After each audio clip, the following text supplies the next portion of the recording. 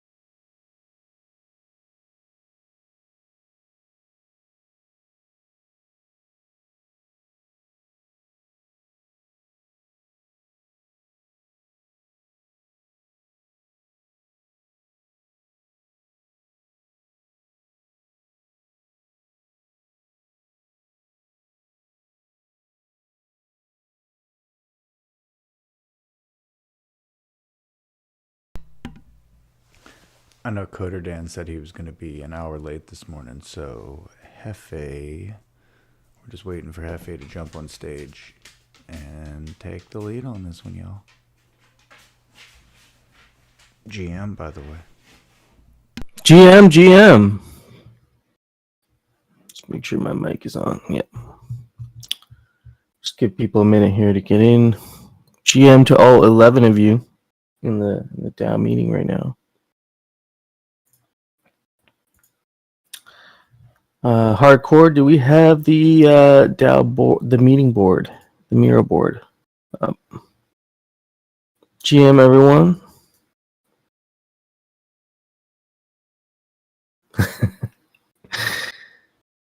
All right, hang on one sec.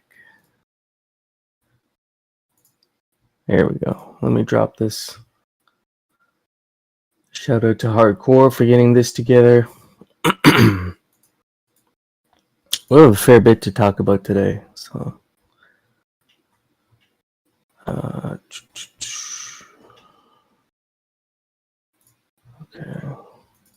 Miro is coming your way, sir. There you go. Yeah. Thanks. Yeah, exactly. Yeah, Hardcore, man. I was surprised with those jams that you dropped. I think it was on Friday. We had an epic Halloween event hosted by ZombieShepherd during the music hour, and yeah, really good stuff.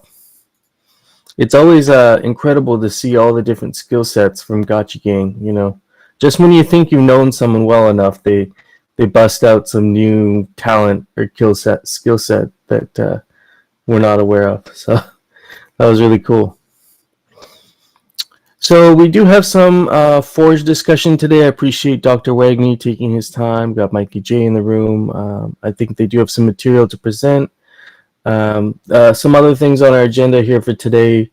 I have the Notion Bounty Board set up, so I'll be going through the Notion Bounty Board and how to submit the claim form for bounties that are, that interest you. There's a couple bounties on there already that I have put up, small ones, but we can discuss those. We have, I wanted to get some more input on the guided form discussion, what you guys think about that. And of course, we've been working on the DAO mission and vision, trying to compile a series of questions that would be really helpful in forming that. And so we just want to run through those questions and put the survey together so we can get that out over this week. So that's some of the stuff. And then we may, depending on how things go, we may actually even touch on the channeling discussion. I know Coder Dan just put up a just recent post on his economic plan. So we don't want to get too deep into the weeds on it, but I think it's worth bringing some awareness to the topic. So that's kind of where we're at today. I think that's going to take up probably most of our time today. And if you have something relevant to speak on, because I don't have Coder Dan up here today, if you have something relevant to speak on, related to what we're talking about at that specific time, I might let you up. So that'll be good. And so let's get on with it. Let me just go back to the DAO meetings chat here. Okay, so first we'll run through our regular proposals here. We have some core props ready for implementation. We have this one: add DAO liquidity to Ghost Alchemica pairs. And so I'm not really sure where we're at with this, but the intention is we're going to be doing it. So I think this is something that has to be done on the Pixelcraft end. I could be wrong, but this is something that's already been decided on. So hopefully we get that soon. The Agate 44 mint mint and transfer 50 DAO parcels and 4 million FUD equivalent. Dr. Wagme, there may be a holdup as they'd like a DAO multisig to manage and own liquidity. Okay. So that's something we might have to get set up, I'm assuming. Okay, cool. Yeah. Let's get you on stage. GM. Morning, how are you? I'm doing well, man. I'm doing well. Kind of a solo day today, but that's all right. We used to do a lot of gotchi spaces like this, so it's not anything too different than the old times, Yeah, well, I'll do my best to be efficient today. As far as the liquidity stuff goes, Dan and especially Jesse for a while have been trying to get the DAO to have a good multi-sig that can manage big amounts. And that would include liquidity. I think there's some legal concerns for them about adding liquidity and how taxes works. And I think they want to offload as much of that as they can onto the DAO. This is why we had that extended DAO multi-sig thing months and months ago. But then you had to dox, and then people that were elected weren't willing to dox. So one of our projects is going to be to get essentially a new big multi-sig of people that are willing to dox that would be able to manage these things like this, where we need to add liquidity, or when we have bigger amounts that need to be managed by the DAO. So it's quite a bit of work, and we'll probably need a new election for it. But be on the lookout for that, and we might not get liquidity added until we establish that multi-sig. Thank you. Yeah, thanks for that. So there is a process that has to happen here before this is actually implemented. That's good to know. So we'll leave it at that for now, and kind of follow up on. I think we should follow up on this once we do have this. Once we do start discussing getting a established multi-sig with docs signers, and then this will come after. So, all right. So we'll move on to Agate 44, mint and transfer 50 DAO parcels, 4 million FUD equivalent of Alchemica to the DTF for contributor compensation. And I think we were talking about this last week. Pixelcraft would have to mint these parcels and then send them everything over, right? Yep. Yeah, that's correct. Yeah. Kind of the two projects we're working on with those is if people complete a bounty or something for the protocol, we could use those as compensation. And then I'm also working on a big project, kind of like a Aavegotchi Hall of Fame, where we can recognize a lot of our historical contributors with a DAO parcel. And I'm pairing with Bowtie Nerd on that to help with art. But if you're interested at all in helping out with this project to acknowledge some of our biggest contributors, to keep them around and help people feel valued during this kind of tough bear market, I'd really appreciate feedback on how we can do that in the most equitable way. Yeah, I think you made a good point a while ago when we were talking about this, integrating actually a fake gotchi commission, a series of fake gotchi cards. Something that we used to have, my previous job was challenge coins. And so you would have these kind of tokens that people would give to each other. and it was kind of a way to recognize, like you say, that you're a kind of hardworking member. And this is kind of cooler than a challenge coin because you can actually display it on your parcel and show everyone that you have it. So something like that was really, when you mentioned that, that kind of brought that back, and I think that would be one cool way. And then actually having some sort of a DAO parcel, or like you have some FUD in the mix there, so having some sort of tiered reward system based on your contributions would be, I think something like that, yeah, definitely can contribute to that. So that, go ahead. I see you unmuted there. As far as those being minted and transferred over, I think we're a little ways from that. I need to specify kind of like which ones I'm hoping for, and I'm going to be asking for like some roadside humbles. I think that would be a cool way to have like a Hall of Fame, and I'll let the community know which ones the DTF is requesting once I have that for everybody. Yeah, sounds good.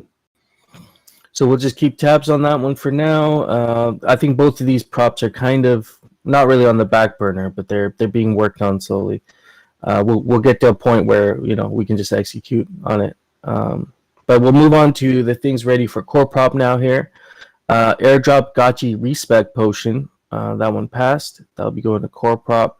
I do have a small bounty to incentivize. We can talk about it later, just to incentivize if someone wants to get a working group together for this and get a funding proposal together, we can review it and actually get a DAO-led group creating this respect potion.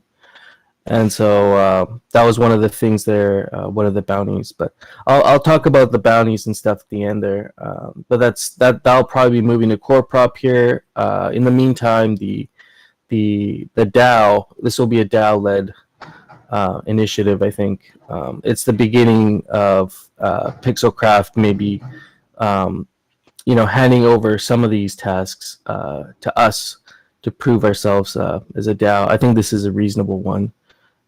For Aavegotchi DAO to, do most of the development and have Pixelcraft assist and review as needed, and then, kind of take the load off Pixelcraft for some of these things that, we have really talented DAO contributors that could get these things done. So that one will go to core prop. The bonding curve emergency plan. That one was voted on and passed. 15 million, met quorum of 15 million.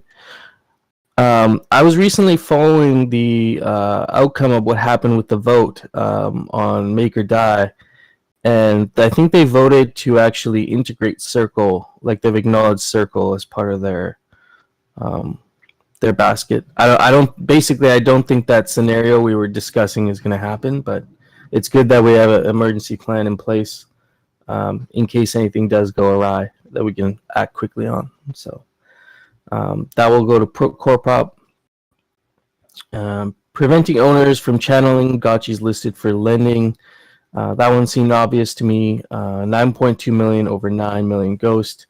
That's something Pixelcraft will have to implement. So I'm not really sure where they're at with their in their dev cycle right now, what they're working on. But based on that, hopefully it gets implemented sooner or later. It's not going to be, I don't think it's going to take a really long time. They're just finishing up the art release, the NFT displays. I imagine there's going to be probably a gap probably where we can get some of these things executed. But I imagine they're probably working on a lot of optimizations around the recent release. New wearable sets. This was a cool idea led by, I believe, Phantasma, who got some really great ideas together for some unique wearable sets. And so this is not introducing any new wearables into the economy. This is simply taking the current wearables we have and making some really great combinations out of them.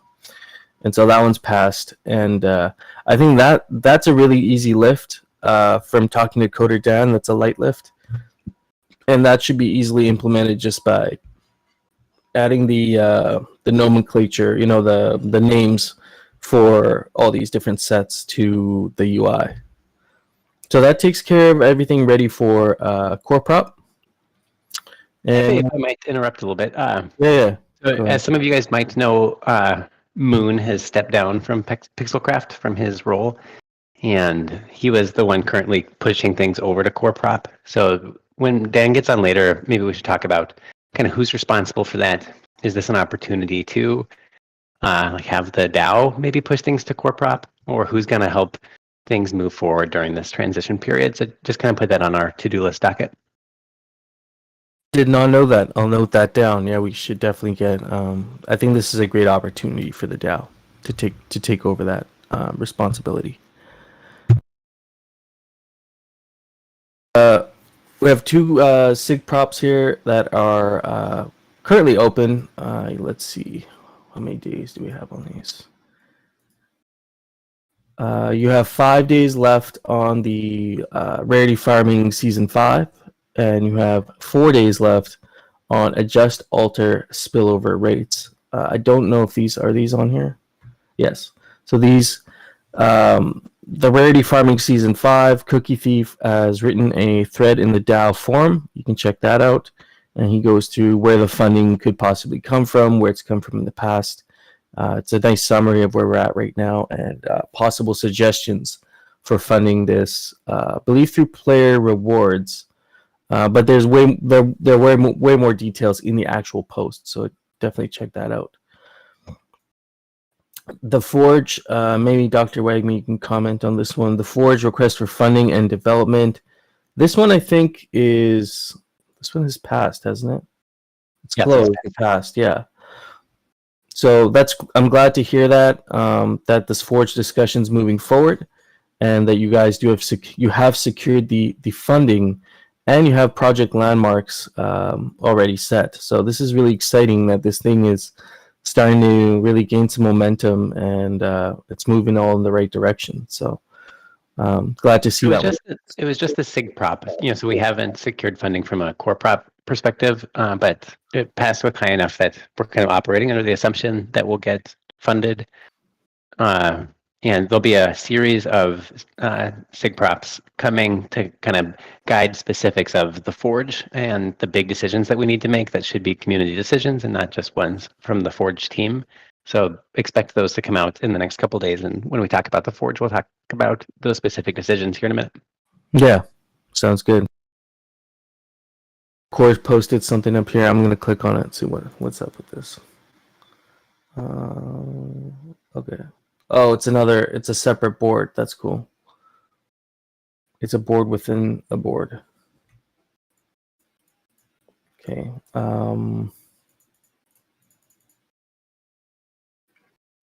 It's okay. I just want a brief aside on, a couple of these like recent SIG props. I don't think like really allowed for a ton of discussion, or at least even discussion over our DAO meeting. And I think as a community, we should try to push for each other too. Like if you have an idea, something you want to do, come present it and talk about it at the DAO meeting. I think like how we time out Rarity Farm Season 5 is important as we're thinking about how can this be sustainable? How can we fund it? What are upcoming things in the Gotchiverse? What impact does rarity farming have on our economy as far as Ghost goes, the wearables market?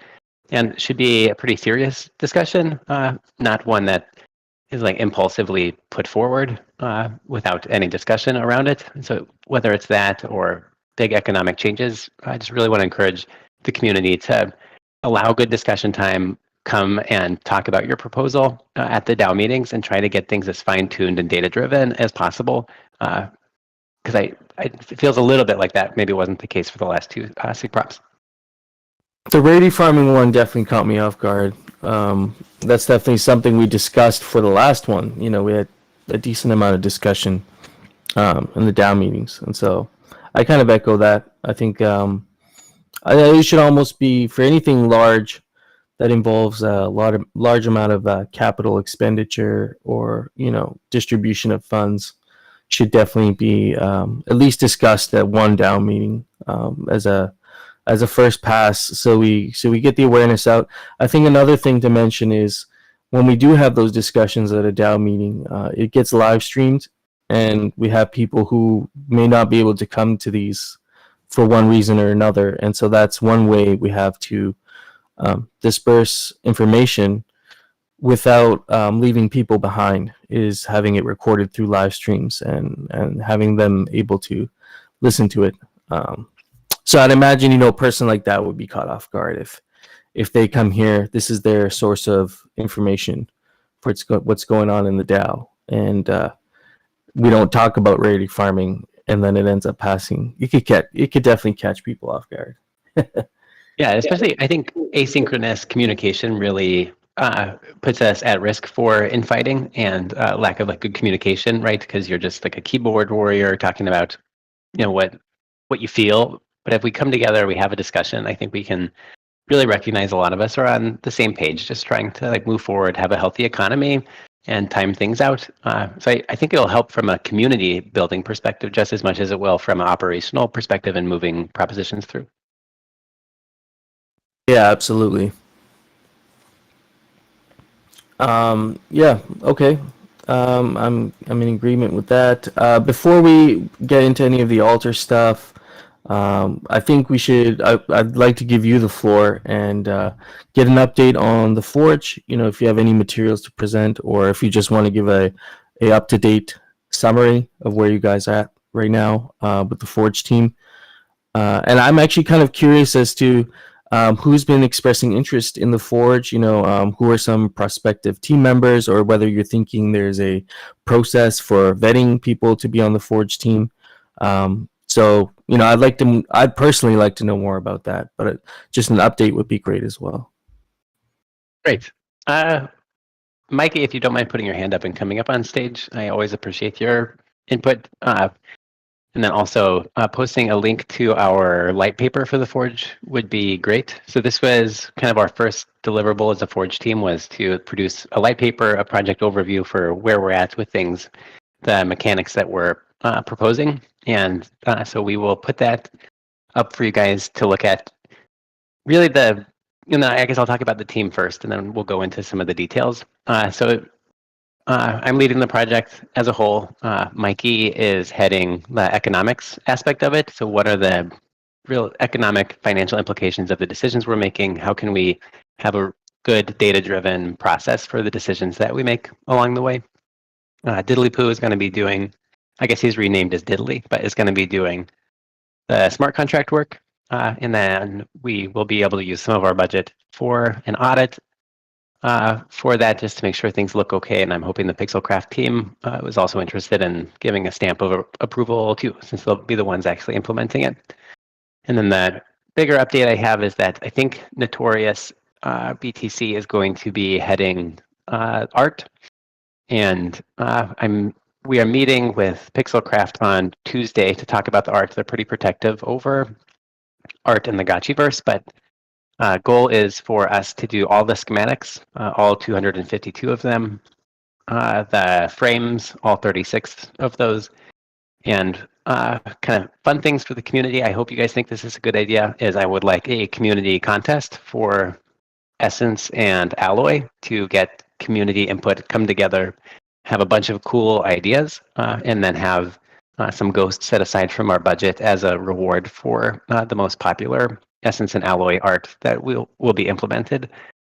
So if you guys are interested in that, start brainstorming what cool Alloy and Essence look like, and we will kind of post up bounties, or at least bigger announcements that'll be a competition here soon. So those are kind of the team leads. There's a ton of people that are involved, right? From many aspects. We have Al is doing some work with Mikey, helping from the economic side, and Maury is interested in helping out from the smart contract side if we need a second set of eyes. Hardcore and you, Hefe, and so many people are helping to get the word out with what this is, and there'll be a lot of educational work to do. So big project, but having those team leads was an important first step. So Diddly, Notorious, Mikey, and me will be leading different aspects of the project. That's awesome. Thanks for that. Yeah, I appreciate you kind of going through who's going to be leading it. All very OG members of Aavegotchi that have, have already had big contributions to Aavegotchi. So I'm excited to see what y'all can do as a team together, because I don't think we've ever seen something like that where each of you large contributors in your own right, but then to come everyone have everyone come together, I think is going to be a really good synergy. So, and that's the point of a DAO, right? Is how can we leverage our talent that exists in the DAO in a way to be productive and add value? So I'm really hopeful as well. It's such an awesome team. This community is amazing, and we are still aiming for a December release for the Forge. So if it's okay, I kind of want to talk about a couple of the key decisions we have to make. There'll be SIG props coming out this week, so it's helpful to understand some context of what these props are talking about. And I want to get feedback from the community, so please type in chat your thoughts here. But by far the biggest choice we need to make is the distribution ratio of Alloy. And a quick overview real fast. So we're essentially tokenizing the entire wearables market with Alloy. And we'll just be using a single alloy for this, not multiple alloys as was initially proposed in like the DAO forum. But the idea is you can turn your wearable into alloy and then that alloy back into a wearable if you have the schematic and the frame for it. The frames serve as the constraint for different rarity and slots, and then the schematics just allow the different variation and stat combinations. But we had kind of talked about alloy just being to help get different traits, but it's helpful for everyone to conceptualize alloy is tokenization of the entire wearables market. And with that comes a really big decision of how much alloy we give each rarity level. And this is a really tough decision because there's multiple different ratios to use, and wearables have been distributed in multiple different ways, from the mall to raffles and then GBM. And these all essentially use like different ratios of their scarcity for it. And if we are tokenizing the wearables market, that means we have to decide how much a common is worth compared to a godlike to give them that respective alloy. So one of the data points I've used is like, well, how much for like each of our wearables, like which ones were distributed in which way. And so about 60% of our wearables were distributed over the raffle mechanism. And I think that's why it probably makes the most sense to use the friends ratio for distribution of alloy, as that is how most of them were distributed. But an example of where this could fall short is like commons to uncommons as an example, right? So the mall ratio was like 1 to 2 there. Here, let me bring up my distribution ratios. Sorry. Yeah, so for raffle tickets, right, it costs 250 friends for an uncommon, but 50 friends for a common. So it costs 5 times as much to get the uncommon. So there's a 5-to-1 ratio there.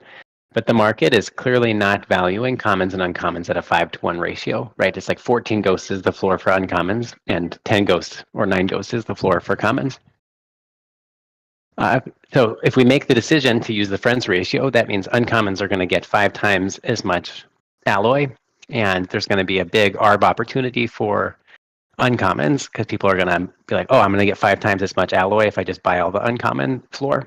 And so we need to decide, do we do something different? Do we use one of the other ratios, or is this not that big of a deal? And is it like a nod to uncommons, which have been like sort of shit on from the perspective that they weren't a great investment? And we need to make this decision because it's going to impact like how many wearables you can make out of it if you're getting double the amount of alloy compared to a common, or 5 times the amount of alloy with a common with an uncommon. So we're going to put some data forward in a SIG prop that's going to say like what these different ratios are, kind of what those impacts would be. And I think that my recommendation is still going to be to use the friends ratio, but just know that that's what that's about as we're trying to decide when we tokenize the whole market, what things are worth compared to each other. I have just one quick thing to add on to that. So I was actually thinking about this the past few days. I just hadn't really got a chance to put it out there in written form yet. But I think one of the ways we can think about it is the more let's assume hypothetically that all wearables cost the same amount of alloy, regardless of the rarity. Like, just hypothetically. What I think would likely happen, and I'm not saying that's what I think we should do, but what I think would likely happen is the closer the spread between the value and the alloy value, is that I think what we're likely to see is more value accrue to the schematics and frames for those wearables. So I think it's also a question of how much do we want value to accrue to alloys versus frames in particular. Because the advantage of more value accruing to alloys is that it makes the market more liquid, because alloys are, easier to divide up and trade around. So I'll try and kind of expand on that a little bit in the next day or two in a written form, but that's another way we could think about it as well. Is like, depending upon the spread between the different rarities and how that relates to the current market value, it's also likely that the market would take that leftover value and just attribute it to the schematic. Yeah, I'll try and expand on that in the coming days, but just wanted to throw that out there as well. That's a perfect point, and I'm expecting that a lot of the value goes to both the schematic and the frame, but one of the goals of this proposal is to have kind of lots of schematics eventually. They're going to be harder to come by initially. We'll need to work hard with Pixelcraft to introduce some schematics into the market in order for forging to happen and people to be motivated to do that. But I think we're going to have the constraint of frames, and so if godlike holders, they could feel like slighted a little bit, right? If you only get 1,000 times as much alloy instead of 2,000, which was the ratio from the mall. But I want to encourage everyone that this delta, or like the margin, is going to be captured by the frames, and we're going to be pretty hawkish with distribution of frames. So your value with the wearables you have is going to be retained through that framework, which is going to be part of what we publish and put forward to the DAO as part of this entire Forge project. I got a question about the frame. So is the frame going to kind of keep the current ratios of the wearable slots somewhat relatively, similar to each other as where they're at right now? For example, specific mythical wearables, the eye wearables specifically, are sought after because there's not that many of them. And so would that kind of imply that, once the frames are introduced, that something similar would happen where you wouldn't have that many mythical eye frames, for example, like just to respect the current value of those wearables? Or am I thinking about this differently? Yep, that's a good question. So one of the other SIG props we're going to see is, do we want to codify some slots being more rare than others?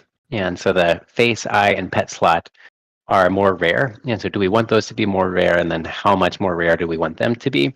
And the frames help us do that in a very granular way, where we can choose each individual one, each individual slot, and then determine how much we want for each of those. And there'll be a SIG prop saying, like, yes, we want those to be more rare. In fact, we want them to be a third as common, or whatever number that we choose. And then we can say, if this is how like much less common we want them to be, this is how many frames we need to get there. So a good example is for common pets. We only have 1,000.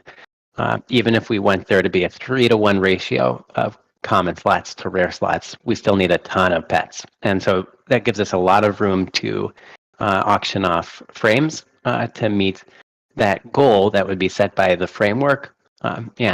The first step, though, is establishing, yes, we want these to be more rare than the other slots. And then how rare is the second part.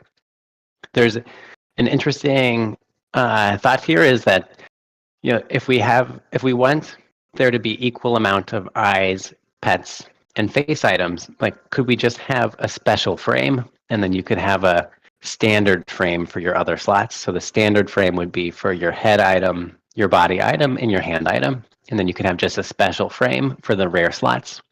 And that could help us if we wanted to have equal amounts of those special slots, and could maybe abstract away a little complexity. And that would leave us with, only 12 frames instead of the 36 in the current proposal. But one of the big problems with this is, for godlikes especially, there's only 5 face items, right? And there's quite a few pets and eye items. And so we would almost surely see is people, smelting down your eye or pet godlike and then turning it into a face godlike, and we'll see decrease in value. So one of the ways we could combat that is to have keep your godlikes granular, where you have each of the individual slots has a frame, but then for all of the other ones, from common through mythical, you could have a special and standard frame, and that would at least get rid of how many total frames we have. I know this is complicated, but basically we just need to choose how can we make this as simple as possible, and do we want there to be equal amounts of the rare slot items, or do we want to have granular control over those items? I'm curious from feedback from the community on what you guys think about those two paths. Specifically regarding frames, I think there was a key point you actually made with schematics. Is one of the key features of schematics is it's going to allow, schematics will allow a player to move between different trait combinations, for that specific rarity of schematic a lot more easily. And so that might kind of take off some of the pressure to loosen the constraints on frames when you can, take this rare wearable item and make up for the points somewhere else on a different slot, if that makes sense. So, I think keeping the constraints. Okay, yeah. Am I thinking of this? I wasn't following you there. Yeah, I think I'm just thinking of two different things. I'm thinking of the schematics allowing a player to move between different items, to actually smelt down X item, use a different schematic with maybe more favorable trait combinations, and to optimize that way, rather than looking at a different slot completely to actually optimize their Aavegotchi.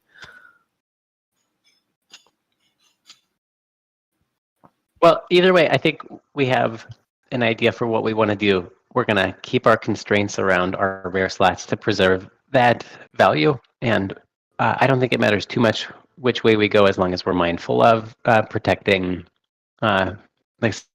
some of those most valuable godlike items. And I think regardless of our path forward, we need to probably keep it granular and always have a godlike face frame instead of just a godlike special frame, where you would essentially be able to go between eyes and face items like I had mentioned there.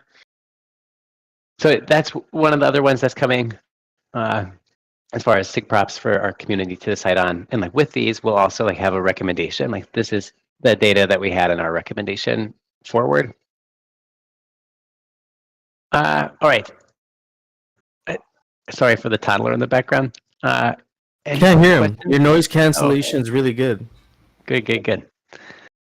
Mikey, anything else you wanted to bring up? No, I think that's it. I missed what you had said at the beginning. Are we ready to send out the light paper? How are we doing that? Yeah, would you please just put it here so people can sort through it and digest it? There's a lot in there. And then some of the specific numbers will be coming out later. And really, guys, I promise it's less complicated in practice for our users than it will be in design. And hopefully being really thoughtful and abstracting away as much complexity with our design is going to help the users have a good experience with forging. So I'm optimistic we can pull it off, and really excited about this. One of the things I hadn't mentioned on one of the DAO calls is how can we use Alchemica here, and I think our really clear path for Alchemica is going to be through schematics. So let's leverage Pixelcraft's artistic ability and ability to sell schematics in the Gotchiverse with Bring Back Crafting Wednesdays. These are the schematics that are available this week. Use your Alchemica, make your schematic. That should serve as a really strong sync. We're okay with diluting schematics, right? Because it's not diluting the overall wearable supply. And I'm working with a couple of members of Wearables Task Force and people that have done a lot of work on which exact slots and stats we need to say, Pixelcraft, these are the ones we want. Don't fuck up and give us another mythical signal headset item. Please provide just these ones. And you can sell those in Alchemica to help support the overall economy.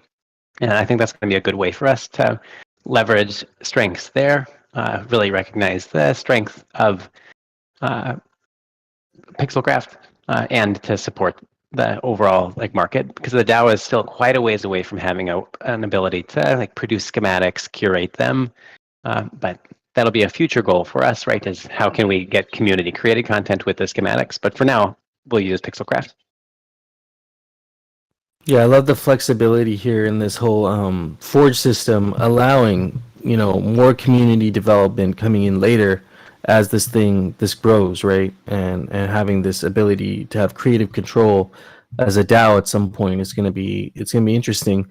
We might even see something similar to what happens with fake gotchis, and having outside interest from pixel artists coming in to design really cool things. I mean, I'm just excited overall about the Forge. I think it's something that it seems like a natural evolution of an MMORPG to be able to have composability with your items. Like we've seen that, like any good MMORPG, you have a lot of composability with your characters, especially items. And this literally wakes me up at night. I'm so excited about it, which is a problem since I have a 6-day infant and I need my sleep. But one of the cool things as we think about tokenizing different aspects of protocol assets, right? So if we tokenize gotchis with Essence, we are basically giving an enormous amount of composability to our gotchi market. So just like a brief example of what we could do with this is if we had a good relationship with Reddit cryptocurrency and Reddit NFTs, we could say you can bring your Reddit NFT to life in the Gotchiverse with Essence equal to 1 gotchi. And so you would basically purchase Essence and you could summon your Reddit NFT into the Gotchiverse. And we basically allowed you to bring whatever NFT you want into the Gotchiverse using 1 gotchi worth of tokenization. And this is really exciting because we can preserve the value of our gotchis, because that's access to everything in the game, but allow this interoperability that we hope for in Web3 in a way that we can control. And we can also use Essence for other items, like whether we want those for our decorations, if there's a little guy roaming around on your land, or the Skeletor perhaps could have called for a little bit of Essence. We can have other ways of creating Essence demand, which is creating gotchi demand and support of that entire gotchi market. So we can think of how can we create demand in a way that's not just dropping Alchemica tokens. And I'm really excited about being able to do that both with our wearables market via Alloy, but our gotchi market via Essence as well. Yeah, absolutely. I see people already throwing some other ideas, and it's really got people thinking creatively about this. So hopefully it's not keeping you up too late at night, and hopefully some of the DAO can help you with getting this idea together, because we definitely don't want you up all night when you got a little kid. So, but I'm glad to see all the excitement around this. Yeah, and I'm looking forward to getting into this light paper, and maybe we can have a follow-up discussion on this next week. Do you guys have any other last notes or anything else you'd like to present for regarding the Forge or otherwise? I don't think so. I think people understand that it's not going to be an installation, that there's just going to be a place in the Gotchiverse where you can interact with the smart contract. And we still have quite a bit of work to do on locking down what we want Essence to look like. Are all gotchis equal? Do you just give them 1,000 Essence, for example, across the board? Or do we take into account kinship and XP? So if you're interested in coming up with different models for how we can give different amounts of Essence to different gotchis, especially helping us understand what the impact of the overall Essence would be, please let us know. We have money to help investigate and research that. Then secondly, if you're interested in skill progression, there's probably some area for improvement or optimization here beyond what I had laid out with the smithing and cooldown skill progression. which is basically in its current form, like it's the only thing it's going to do is decrease your crafting time. So instead of taking a whole day to craft a common, it can take a little less than 8 hours to craft a common, would be all you get from your skill progression. If you think there should be more that comes with that, or some more nuance to skill progression there, please reach out, come up with some different models for skill progression. Let us know why you like that, and then we can perhaps integrate that into its final form. Yeah, absolutely. The skill progression was interesting to me, and I think you also have a thread going on nomenclature, right? Are you guys open to different naming suggestions and that sort of thing, or is this something going to be considered at a later time? You know, once things have been finalized, then you might want to look at the nomenclature. I'm kind of curious to know if the DAO is going to be, you know, suggesting different types of names, or, you know, the lore behind all this. Like, I feel like that kind of has to tie in with the whole Gotchiverse, right, as well? Yep. Yeah, I'd love community feedback on nomenclature. I think maybe for next week we can, all of the feedback we've had for different names, we can have some polls set up, and we can do some final community votes, maybe even at the Hangout, to get as many people as possible. Because starting to use the same verbiage and nomenclature is going to help us all understand what this project is and have less confusion. So let's plan for that for next week. If you have ideas for what Essence, Alloy, schematics, or frames should be named otherwise, please reach out, let me know. Yeah, absolutely. I've seen people get pretty creative with those. I just want to point out a comment from Diddly Poo. It says at a technical level, sorry, at a technical level, there is a principle we need to address on how this and future DAO projects will be implemented. Should they be integrated into existing Aavegotchi contracts to ensure maximum compatibility, or be entirely standalone contracts that Pixelcraft would then have to perform work to adopt? It's an interesting question, something to think about for sure. We can definitely talk with Coder Dan on it, but yeah, curious to know if you guys do have any other thoughts on that. Feels a little bit like we're in still metamorphosis stage at best, or cocoon stage. So doing all the work and then saying, please, you go ahead and implement this into the smart contracts, seems like the right call, but I would have to defer to our technical people for that. Also, Diddly should be having kind of a technical paper coming out soon that outlines how we're planning to implement these things, and that'll be helpful for those of you interested. I'm going to get him up here. Actually, yeah, I'm going to get him up here. GM. Yeah, GM, how are you? Hey guys.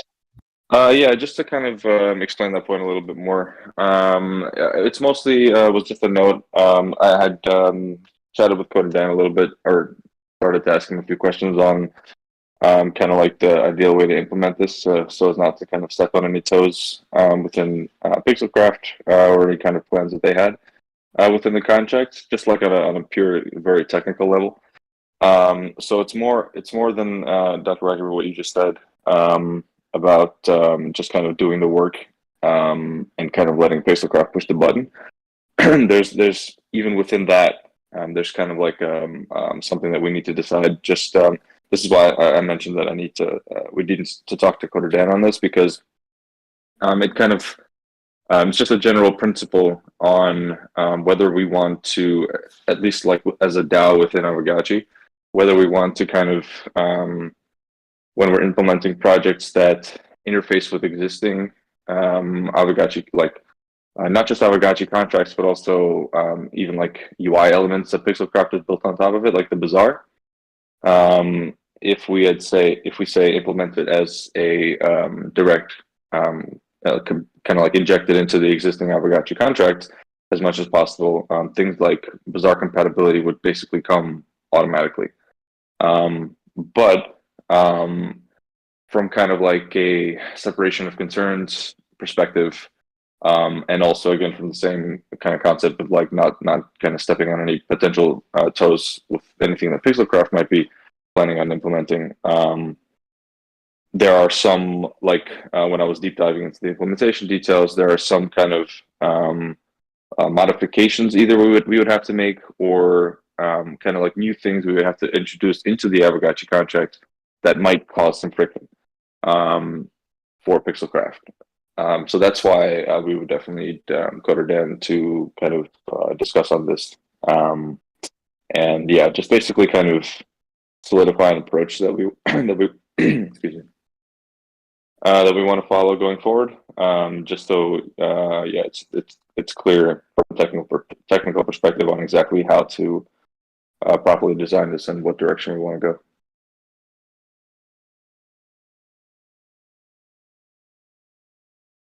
Was that too much detail? No. I'm just thinking about what you said there. Can you give a like what this looks like from like a timeline perspective? It just seems like so much work from non-technical people. Like, is a December timeframe for this, you think, still reasonable from the smart contract perspective and figuring out the technical aspects like you mentioned? Yeah, I mean, I think it's reasonable. It's not as crazy as it might seem, especially if we're just utilizing kind of everything that Pixelcraft has built. There's a lot of kind of groundwork basically that Pixelcraft has already done with regards to, for example, introducing new items.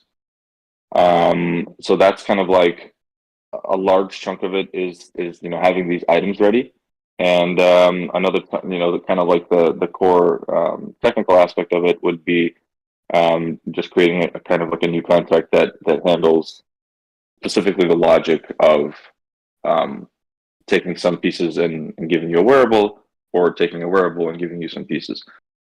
So that kind of core logic of it, it's not too crazy. I mean, even though it might seem like it's a lot of work, like if you know what you're doing, then it's not really that much. Like it is a new contract, but it's not like some months long process of building.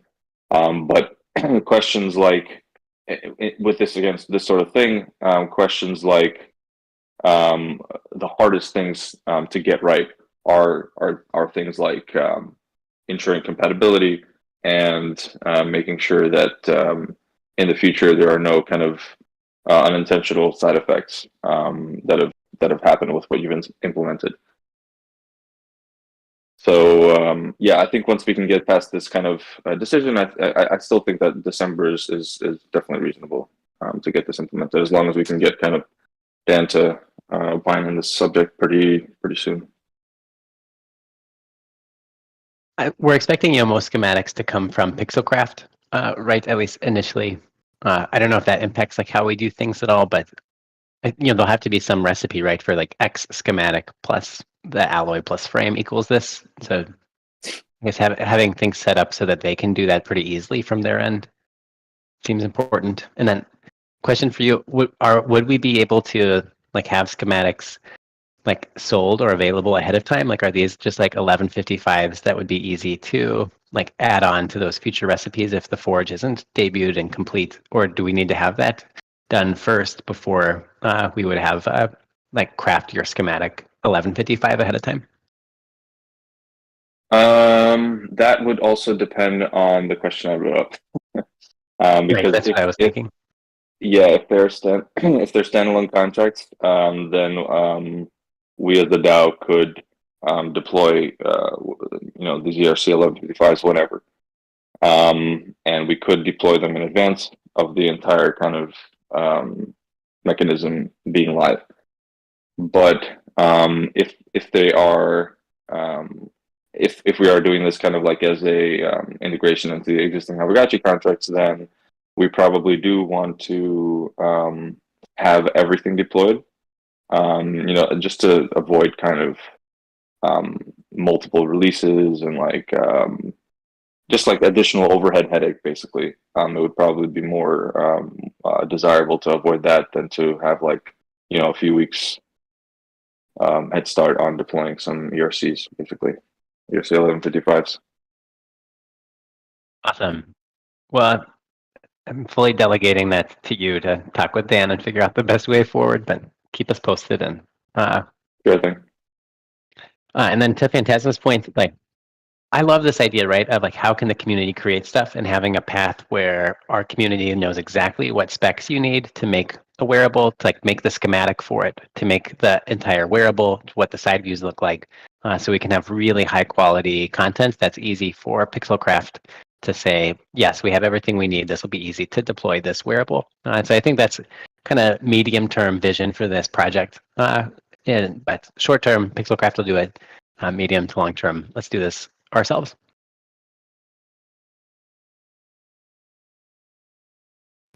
Yeah, absolutely. I'm excited for all this, and I'm gonna dig through that light paper as well, and have some more kind of context, so I can contribute to that discussion as well. I appreciate you guys, coming up here and sharing all this with us today, giving us an update on the Forge. Hearing all the team members involved in this gets me excited as well. Many people that have proven to be, create really cool things for the DAO and have really great ideas. So I think the next couple of weeks should be really exciting. So if we're okay to quickly pivot, I don't want to get into the adjusting alter spillover rates too much. I just wanted to point out the discussion that's happening. I think we can have a really good deep dive into it with Coder Dan once he's back next week. I think he's doing a Reddit discussion today. So for today, I just want to read the blurb here that Hardcore's posted. There's been a lot of debate in the DAO this week around Alchemica inflation. It's clear that our economy cannot handle the amount of tokens being currently issued. Therefore, we've come up with a proposal to increase spillover rate in lower level alters to help reduce the amount of Alchemica being issued and encourage friends to upgrade their alters. We believe this will stabilize the economy until more Alchemica syncs are introduced in the eagerly anticipated combat release. The following table shows daily FUD inflation rate caused by the channeling. There's a whole there's some aggregated info here on the mirror board. The following table shows daily FUD inflation rate caused by channeling broken down by alter level, and you can see the current inflation rates, spillover rates, and our new proposed spillover rate, and the reduction in inflation this will cause. I believe this was the initial proposal. Dan has posted a counter proposal, which is worth looking into. And the details are all on the mirror board. I'm not going to go through them just now because we'll end up having a deeper discussion next week. But I definitely wanted to point out this discussion happening right now and have our friends look at it, and we can have something more informed next week. So I appreciate Hardcore putting that together because it's a really easy document to access. If you don't want to read through everything, I would read through these panels here and at least get some context for what we're talking about. Well, with that being said, I don't want to drag the meeting on too long, but I did want to show the bounty board that I have set up and how you can apply for bounties now that we're going to be issuing, whether it's Forge related bounties. There's different ones you can grab. Let me go to our Miro board here. Here. Okay. Well, you guys that are not looking at my stream may not be able to see it. Let me share the link so you can check it out yourself. So this is the DAO Notion, the DAO Notion board. And so we should pin this somewhere, or I'm thinking we can at least have a channel or something that has this link, because this is something that will be accessed by, pretty much anybody, or can be accessed by pretty much anybody who wants to claim a bounty. So you would first go here. I have set up the bounty board database. And so here, this is where bounties would get posted. There's different views. So, you can have it in a list view if you want to see everything. But I like the board view because it just shows you what's available and what is in progress. So you would go here, you would see, okay, well, there is a bounty available for Assemble Respect Potion. So you click on it, you look at it, okay. Right here, it'll show you the date the bounty was posted. what sort of skills you might need. Talent acquisition, if you're able to actually find talent, maybe some sort of game design or MMORPG design, and community support.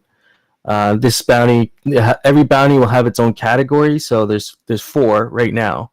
There's I know initially I organized the bounties in their separate categories, but now it's just a tag. So you just tag it research and development, it's technical, it's media, or it's Forge related bounty.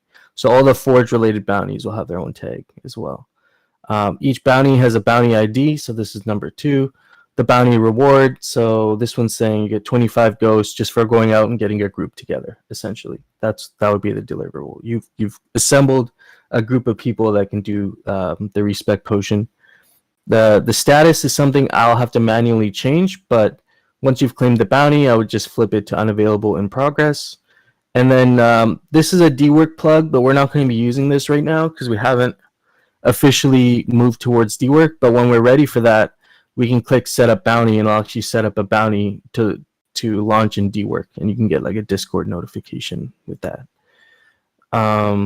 So yeah, the task, what we're looking for, your responsibilities for that specific task. Some of these qualifications are very low, like if any, and then the compensation, and then how to apply. So every bounty is also going to show you how to apply. So if this is something you're interested in, for example, you'd say, all right, I like this bounty, I'm down, I'm going to grab this. Bounty ID is number 2. You would go to the main Aavegotchi page, you just go to the bounty claim form. There's a form here, you pick your application date, you put your name down. Preferably, actually, this should be your Discord name, so I have a contact. And then your bounty ID, so you'd put number 2 here. Do you meet the requested skill set? Yeah. What date can you complete the project by? Just an approximate date. And then here, I put the bounty request amount. So it said 25 ghosts. But if you think maybe that's a little too low and you want to counter with a different amount, I'm open to, you just put a different amount in there that you're countering to. If we don't have like reasonable interest in the proposal, then I can follow up with you and we can arrange a bounty that's a little bit different than what was proposed. So this will go right into my inbox. We got the bounty system set up, and so that'll make it a little bit easier and kind of abstract away the need to go back and forth on a lot of bounties, and especially for the smaller bounties too. There's some really for example, one of the things we identified with the streamers for the DAO is none of us have like a brand kit where everything's unified across all the different streams and newsletters and all this content that's coming out from the DAO now. Everybody has their own little kind of setup that they put together. But I feel like, actually not I feel, but it was identified that having a unified kind of branding across all our streams and newsletters and everything would be ideal. And so one of the bounties here, for example, is for 75 ghosts for someone just to put together a brand kit and have it, this would be someone who's like a graphic design or digital artist, put together a brand kit for us, some banners, some thumbnails. So they're little bounties like that. I think anything bigger than, anything that's quite large with a lot of moving parts would probably be more like a funding proposal. But the bounties are going to be relatively small and easy to claim. So you just go to the bounty claim form once again. You grab the insert your application date, name, bounty ID, all that. And the way the bounties will be selected is they'll be selected in, first of all, if you meet the skill set. So if you meet the skill set and you can do the bounty, that's one checkbox. The other thing is your application date. So if you have multiple people applying for the same position who are equally qualified, then we would go by application date. And the third category is not something I've thought of, but it's probably not a scenario that would happen, is where you have multiple people that applied on the same day with the same skill set. But that could be, we could, I'm open to thoughts around that. Yeah. So that's the bounty. That's the bounty system there. Anything larger, you probably want to go to project funding and grants, and fill out the. I basically taken the old DTF funding request form. I found it was quite. It was good for the purpose it was trying to fulfill. So it's a form now, and you can if you have any larger funding requests or more complex funding requests, still put them through here. So that's one thing. And another feature I'm working on here on adding is bounty suggestions. And so if y'all have any bounty suggestions, specific bounties that you think we're not thinking about, that you think the DAO could use, then this would go here under this form. So I'm really excited that the bounty board has kind of been put together, and I'm hoping people really find this useful. So I'll be able to move these cards around too as they go from complete to whatever. I can move them around, and I'll be managing this fully for now, but eventually this will be kind of more abstracted away as we move to something like DWork, for example, that actually does handle a lot of this, somewhat automated. So I'm really excited. I hope a lot of people find this useful. But with that being said, if you guys have any feedback for me on how I can make this better, I'm definitely open to feedback. I'm just trying to make it somewhat simple and give us an easy place to start. Yeah.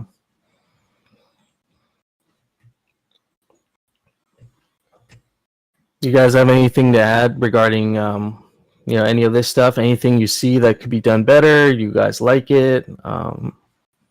Just reading the comments right now. GM Dan. So you're back. Hey, GM guys. Hope your Reddit presentation went well. I mean, so much to fit in an hour, but I think I covered most of it. I'm a fast talker. Did mention fake gotchis, mentioned the gotchi verse, mentioned the DAO, mentioned all sorts of things. So thoroughly gotchi pilled the audience. Oh man, I should have passed over my fake gotchi interview I did with Jesse. That would have been a good plug. I'll plug it again here anyway if you guys want to listen to it. I did a fake gotchi interview with Jesse, and we run through like everything from the beginnings of Aavegotchi to where we're at today, and it was a really good interview. But yeah, I'm glad your call went really well. Yeah, I'm going to try to get some of I was trying to finagle to get some Reddit artists to maybe come over and make some fake gotchis. That could be pretty cool. Oh yeah, definitely. I've been trying to talk to some artists that are like, they're well-known artists, and they've actually shown interest in fake gotchi, which got me pretty excited. Okay. Yes, Dr. Wagney, thank you for sharing. Appreciate your insights as always. I think we're pretty much almost wrapped up here. I was just showing off the bounty board feature. I feel like we should maybe pin that somewhere, or have this link for the Notion available somewhere for people to access, because this will be where you can check up on bounties, see what's available. So I'll plug the link one more time if y'all want to bookmark it, or have it somewhere where you have it handy. So there's the DAO project hub. And this is the episode. Okay. I think we've covered most of our items from the meeting today. Let me just go over this one more time, make sure we didn't miss anything. But I think next week we'll be getting into the Dan, we just left the channeling discussion off the table for today. Just we thought I did kind of run it by everybody, so at least we have some friends reviewing it, but we didn't get too deep into the weeds with the channeling today. I feel like it'll be a really good discussion to have next week when we can get into the alternative economic plan. I guess my main question would be from Mark, because he's got his proposal open. Maybe I should just chat with him offline and see what if my proposal meets what he's trying to do. Maybe we don't, because I don't think we'd need both of them. So I don't know, maybe I'll chat with him and see what his thoughts are on it. Yeah, and once we have clarity, I think we can get a nice, healthy discussion around it, and not cause any confusion or anything. One last thing I wanted to just mention here: Hardcore has actually taken a bounty to assemble questions for the mission and vision statement. So compiling some really good questions to ask, and we'll be running by the final copy here in the forum. I think that's the best place to do it. If nobody has any objections, or if anybody has anything to add, really, we can add that in as well. But we'll be compiling like a survey for people to fill out over this week, and maybe even next week. And then we would like to look at the feedback and maybe create the first draft for our mission and vision for the DAO, and then we can look at that at one of the Sunday meetings here in the next week or two. So if you have any questions you'd like to add, anything you'd like to suggest, either drop them in the DAO forum for mission and vision, or actually contact Hardcore directly and just DM him what you think could be added to that, and then we'll have a final survey for y'all to fill out. Yeah, other than that, I don't have anything else really to add. The Respec Potion working group bounty is out, so I think it was Marvin P. or Aavegotchi who had created the initial technical document. But if anybody would like to go out there and contact some people they would think would be relevant and create a working group and possibly a funding proposal, we can get together over the next week. We can have a meeting and maybe talk about getting you funding for developing the Respec Potion. That's all I got. Do anybody else up here have anything else to add? Either things for next week or things to watch out for over this week?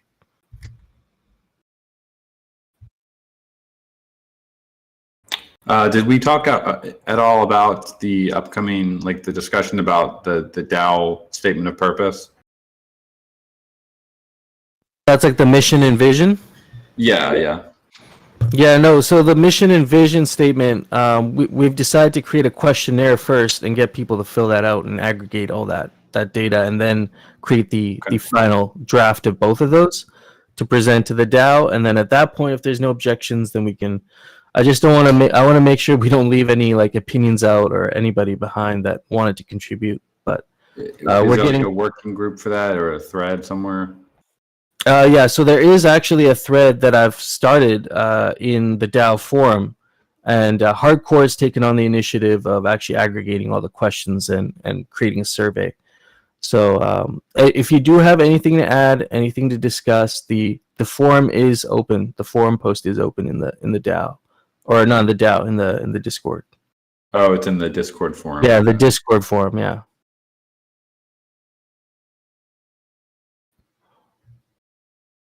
Yeah. So definitely check that out. I think in the next 2 weeks, hopefully we can have a like final draft for both of those things and have that up in the on the Notion as a start of the DAO documents.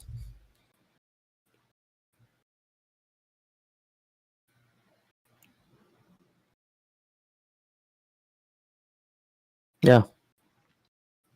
All right. Well, with that being said, I don't think I have anything else to add for the meeting today. Appreciate all 43 people coming out to Sunday here and discussing some really great topics. We really got into the Forge today. That was the big part of our discussion today, was the update from the Forge team, and the light paper. So I'll be getting into the light paper. I'll drop this link one more time for those of you who want to dig into this. I saw Dr. Wagme. I mean, I've got 30 minutes.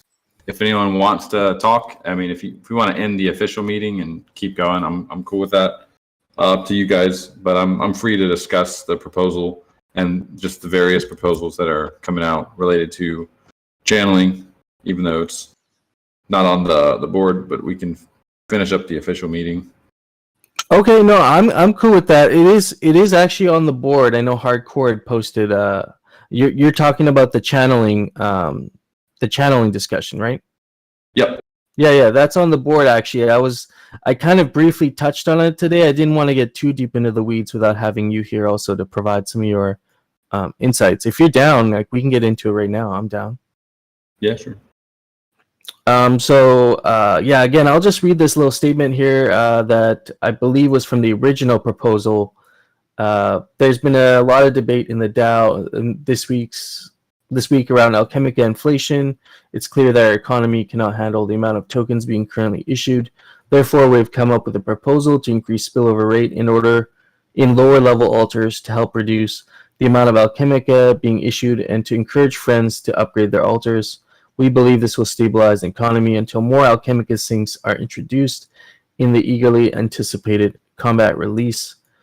The following chart shows daily FUD inflation rate caused by channeling, broken down by the current inflation levels and spillover rates, our new proposed spillover rates, and the reduction in inflation this will cause. That was the first, I think that's from the original proposal. Now, you have put up a proposal for our alternative economic plan. And so we can start wherever, whatever your initial thoughts are on the whole thing, or if you want to get right into your alternate proposal. Either way works. Yeah, sure. So obviously we monitor the sources and sinks of the Gotchiverse and have been working to set up more and more dashboards as the tech comes online, like the subgraphs. And I think it's pretty clear that if you look at the sources, the inflation that's coming out from alchemical channeling at this point, it's about 4 or 5, sometimes 6 times as much as that is coming out of farming, and those numbers together are significantly higher, like 8 to 10x higher than the amount of alchemica that's actually being spent in the economy, and that it varies depending on what sort of sinks are available. Like we recently just had the decoration, so that kind of provided a boost in that sense. But even including the harvesters, alchemical altar upgrades, bounce gate was recently added. It's pretty clear that the amount of alchemica that is coming out from channeling, especially, is just not balanced at all with the amount that's being spent in the economy. So one of the key principles of a game economy is that you want to try to balance your sources and sinks as much as you can.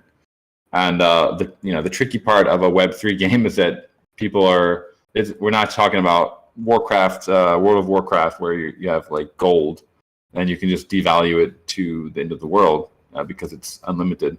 We do want to try as hard as we can to have those sources and sinks balanced. And the tricky part is that there's NFT assets and investments that are being made into these assets and there's various stakeholders and opinions about that mechanic. So one of my core theses is, as a game developer in the Web3 space, we do not want to unilaterally make decisions on this kind of stuff.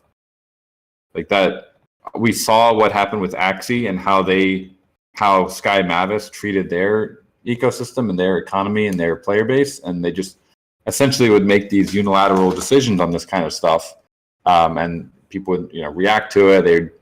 There was all sorts of chaos with that. So one of the core tenets going into Aavegotchi and the Gotchiverse is that we want to work with the DAO, and we want all the opinions to be represented and try to come up with the best solution that works for the most people and achieves the goal in the best way, while also leaving the fewest number of players frustrated or rage quitting from the ecosystem because of the decision. So that's where we're coming from. And it's a process. It's not something you can spitball on for a week and then come up with a decision and make a sig prop on it. So that's why I'm a little bit annoyed at Mark and Phantasma. I understand you guys want to have movement on this, but it's not something that the DAO needs to take this responsibility serious and think of all the different ideas and brainstorm together to try and find the solutions that are optimal for everyone. Like if we start doing these kind of piecemeal sig props that address one small facet of it but don't address anything else, it's just going to lead to a lot of people just feeling ignored by the DAO and not feeling included in the process. So this proposal, obviously, I've been thinking about it for a while, and I just felt it was a good time since there is a lot of discussion happening on it, and we do have these other proposals coming out. I figured it was a good time. We might as well address the elephant in the room, which is that channeling is leading to a lot of alchemica, which is making our sources and sinks quite imbalanced at this point. What we were hoping was that by this point, farming as a sector, as an industry, would be more developed, and there would be more interest in the farming, which would lead to more sinks in the early game, where we still are. But because I think that's what has happened is because alchemical channeling has really just dominated the majority of the supply coming on, that it's kind of depressed the farming sector, and people don't really feel like it's worth it to invest in the farming equipment, which accounts for the majority of the sinks that we had kind of planned in this early phase of the Gotchiverse. And so what we're trying to do here is basically temporarily disable channeling and allow farming some breathing room to catch up. And so that's pretty much what the first part of our proposal here does. And then part 2, part 3, and part 4 are really just trying to think through the second order effects of what part 1 is doing, and trying to basically give out an olive branch to all the various shareholders, stakeholders of those various asset classes. I think I just looking at Dr. Wagme's initial comment kind of ties in with this, saying that he'd love to hear thoughts on ultimately who is there one party responsible for it seems like it's a dual party thing, but who is ultimately responsible for Gotchiverse economics? He says it's muddy from a protocol versus Gotchiverse. What is best for one may not always be best for the other. In your opinion, how are you thinking of this? How Gotchiverse economics and how the DAO and Pixelcraft are like where I kind of just said it. Yeah. My opinion is that once a mechanic has been established by us or the DAO, we did do the Gotchiverse Bible and went through a lot of these mechanics. Once it's been essentially voted in or voted in by default by not having to vote against it, it essentially becomes part of the way I view it is that the Gotchiverse is essentially part of it's an extension of the Aavegotchi protocol, and the tokenomics decisions that are made need to be made by the community as a whole to prevent one party unilaterally changing things that are going to significantly affect people without their consent. And I think that's the crux of the issue, is that a lot of game companies will make these kind of decisions without your consent, and you wake up one day and you're told this is how it's going to be. You have no say. So Aavegotchi is a Web3 game. The Gotchiverse is a Web3 game. It doesn't mean that it can't be changed forever. That's not the aspect of Web3 that we're emphasizing here, the immutability part of it. Because if we emphasize that forever, like this game is never gonna get a chance to iterate and develop. Like no one here is an absolute genius and can predict the future. We need to be able to be flexible as a DAO and respond to situations that are present and trust ourselves that we can make the hard decisions that sometimes need to be made. But we at Pixelcraft are not going to unilaterally make those decisions. We are going to propose things, and we are going to basically have people vote, or you guys are going to propose things and have people vote on changes. But we're not going to unilaterally come in and fix things unless there's like really, really small things like a bug that needs to be fixed. But once an economic paradigm is established, that paradigm is not going to be changed without the DAO voting on it. Dan, just some feedback, Diddley here, from me at least regarding your perspective, your proposal. I mean, I think kind of going along with kind of like the principles you were just talking about with kind of asset owners being, it's important that kind of asset owners' voices is heard kind of in these sorts of things, as well as what you were talking about with farming needing to basically be kind of a bigger sink at this point.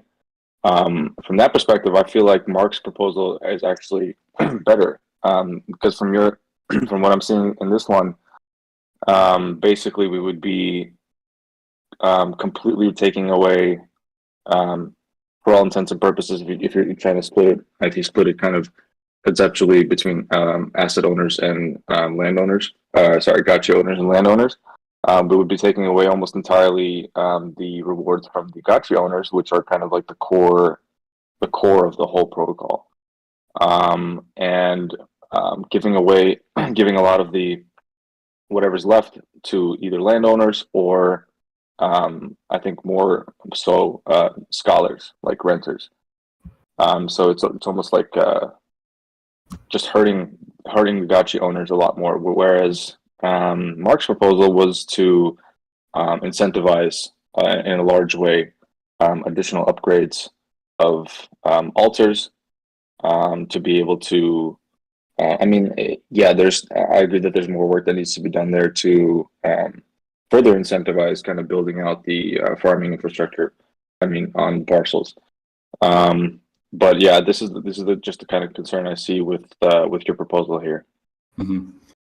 I think Mark's proposal, or I guess JG1 and Mark Phantasma, it just seemed like it's not really going to have much of an effect. It's really just, I feel like we're playing with very small amounts of change here. Like if you look at we're basically just adjusting spillover rate. Like I would say we looked at the model a little bit, and Let's Go Bankless we were modeling it out. It's going to have maybe at best like a marginal effect on the sources, and it's just going to generate animosity in the community. So not only are we not really, in my opinion, we're not really actually addressing the issue, we're creating more tension with the community with that proposal. Good morning, guys. Can everybody hear me? Hey, GM. So, I mean, on one end, I wanted to start off. I've apologized several times about the timing on this proposal, even though I didn't submit it myself. But I do think it's unfortunate that the whole merits of it, just keep getting boiled down to that. If you listen to Dan's critique, it generates animosity and it was placed too soon. Those are the two main critiques. So I think that if we had posted it later, after Dan's proposal, it would have been interpreted completely different. So I wanted to apologize by another channel this time and actually delve into how it happened, because I mean, from where I'm standing, it's pretty ridiculous to get all this vitriol because what was essentially a miscommunication. So I'll get into the background of all this. Mark and I aren't, besties or roommates or anything like that. Actually, for a good amount of time now, he's been drumming up this topic that, is just so messed up that when you look at the numbers of what gotchis get versus what farming gets. And ironically, I've been one of the leading voices against his comments all throughout. And this isn't recent, and this isn't new. What happened was, at a moment, I was actually frustrated at Mark, and I said, you know what? Let me just. I don't think it's healthy to just stand your ground and say you're not gonna nerf my gotchis and that's it. And so I said, you know what? Let me force myself to take a step back, pretend I'm Mark. I've engaged in the farming, and I have a lot more farming. Whatever. I just try to look at it from a different perspective. So then I pulled up, the Excel I shared with everybody initially.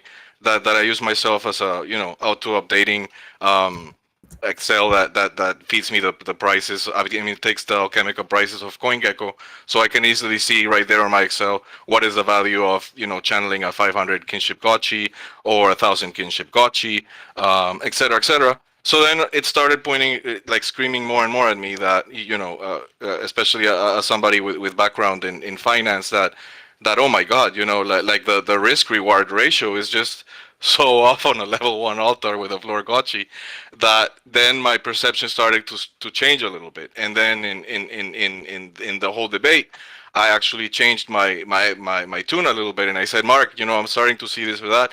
Maybe we could adjust the levels 1 through 3. That led to a DMs between me and him where he said, I really appreciate it. You don't know how frustrating it is to have nobody at least try to look at what I'm saying. But on my end, I had also seen that Coder Dan and Mark were already at a certain stage of discussions regarding what's come out today in Dan's proposal. So for me, it felt like wow, I maintain that's too heavy-handed, too quick. It affects too many people's investments and plans for better or worse.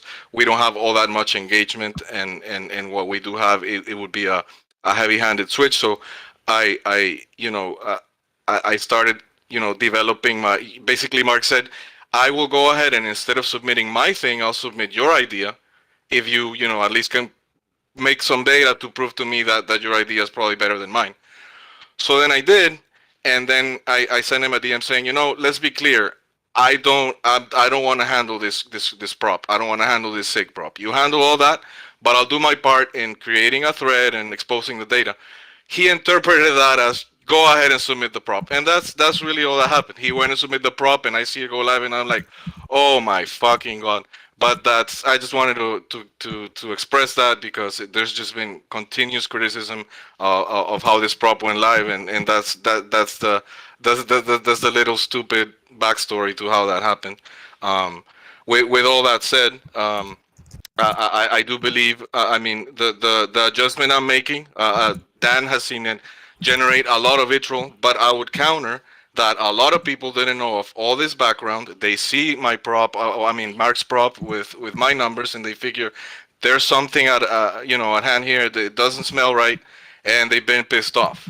So nobody's more regretful that the prop went before Dan's post than myself, because instead of people seeing that I came up with these numbers as a means to rescue the value propositions for all gotchis, and for better or worse what people have been building with channeling and buying more gotchis, and like so many people pointed out, doing channeling 24 gotchis has been part of their investment thesis into a level 9 parcel. So there's so much to consider that the numbers I propose are mild, but I think they just might be enough if people can run their own numbers and say, hey, I'm actually getting a more risk reward by going level 9 now versus what the math just clearly tells you all along. Dude, just buy floor gotchi, set up level 1 altars, you're getting the max extraction at the safest thing. If there's a nuclear bomb goes off tomorrow, you're gonna sell those floor gotchis in that level 1 parcel so much easier than your level 9, and that's where I see our current issue. And I think we don't need to go and fully cancel channeling now. We just need to get the 90% of whales that are still extracting hundreds of parcels at low level we need to tell them, hey, you're gonna get a better yield, you're gonna have more fun upgrading to level 9. That's it. That's at least where I've been coming from. And thanks everybody for listening to the rant. Yeah, I mean, I think it's that is worth bringing up, which is why I originally, when Mark was saying, there were people saying, I forget who it was, mentioned it initially, and then someone said, "No, it's you shouldn't be bringing this up. No one's going to want to discuss it. It's no one wants to touch the yield." I think as a DAO, there should never be any topics that are taboo for us to discuss, because if that happens, then we get ossified and nothing will ever change. And again, core principle of the Gotchiverse is that we can't be immutable. We're not going to get everything right on the first try. We have to iterate. As any good startup or economy does, you have to try things.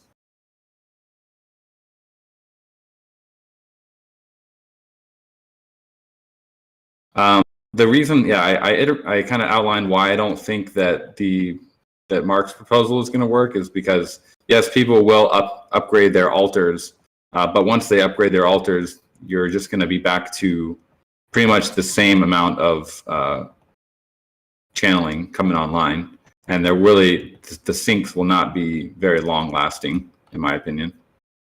Yeah, I mean that's been assuming that farming is an effective temporary sync while like PvP syncs and everything comes, right?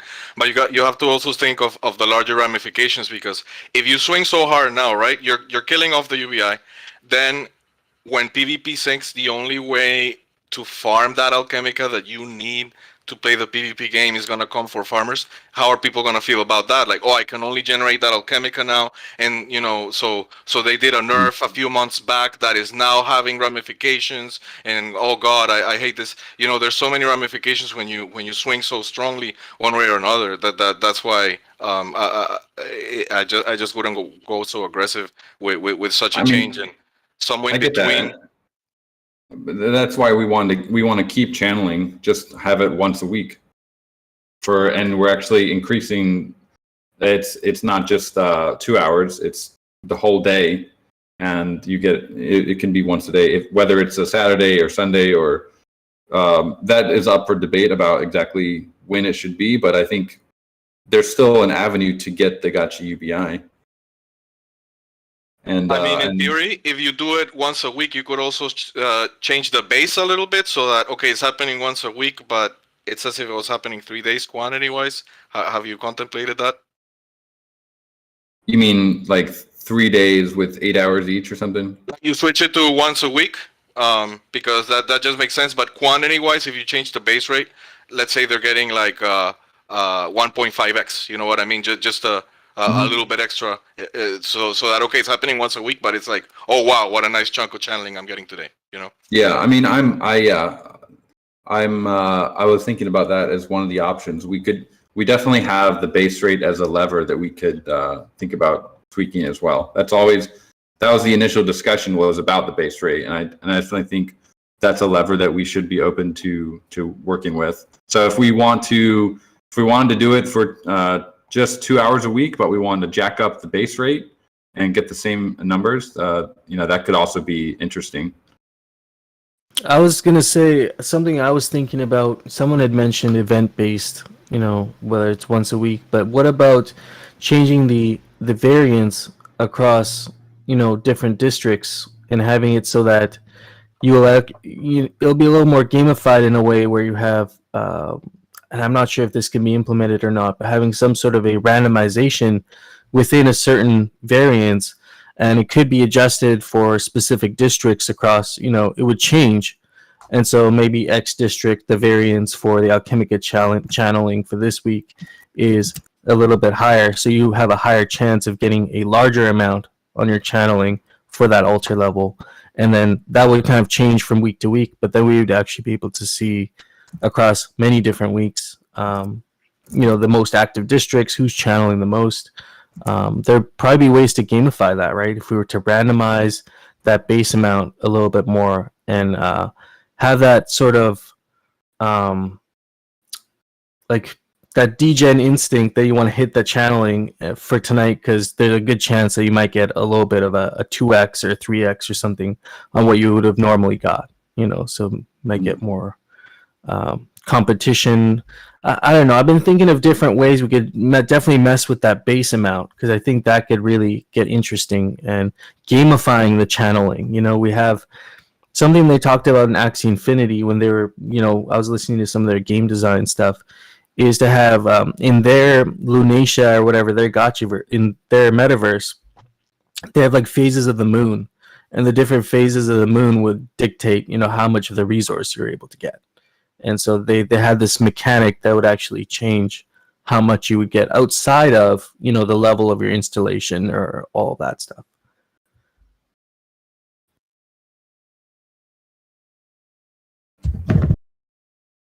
Yeah, I mean, I think there's a lot of ways we can play with it. Really, my goal is at this point we want to try and tighten the gap between how much is coming online every day and how much is being spent in the Gotchiverse.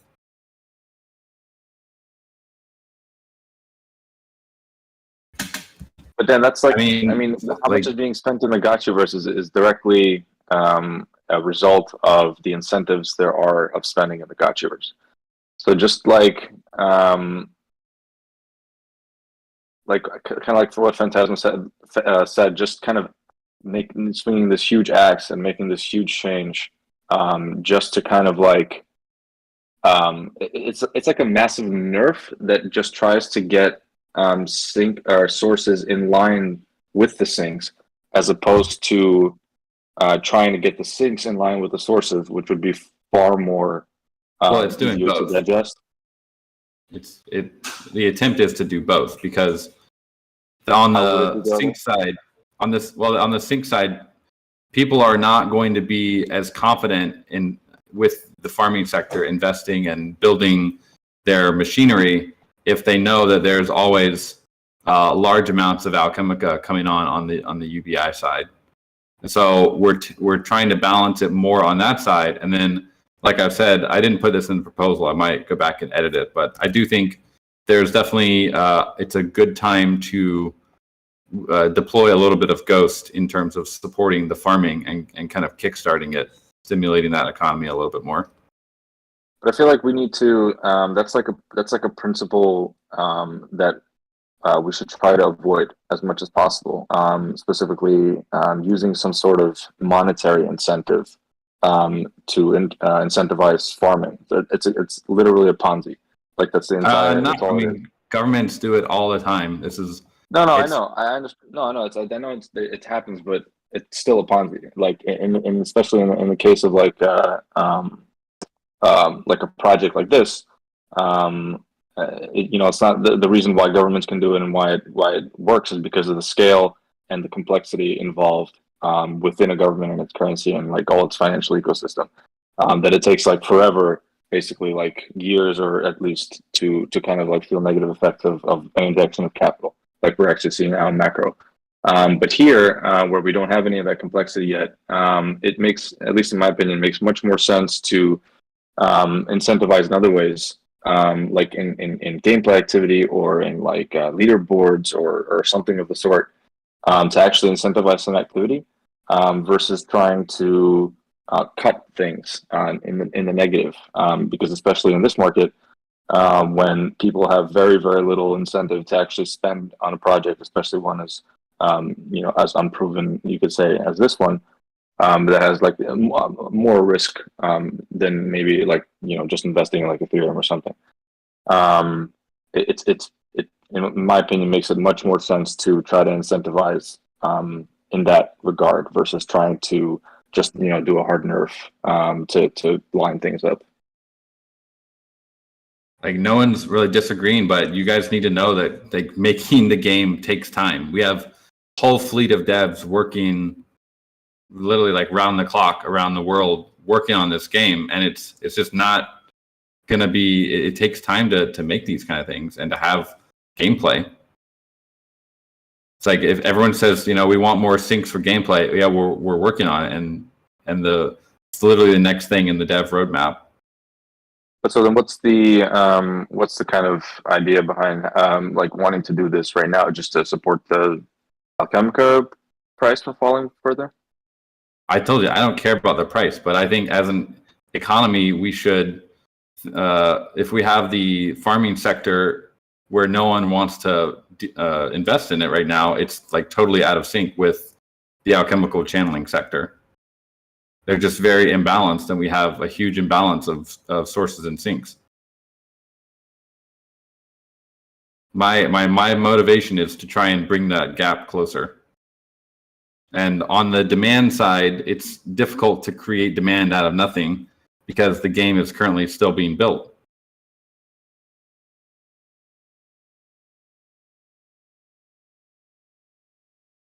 we're still early. I mean, we're building a game totally different than you would build any other MMORPG. You know, Frost Coriolis makes a really good point. This has never really been done this way, and I think if this was a traditional Web 2 game, we wouldn't have even seen the trailer yet.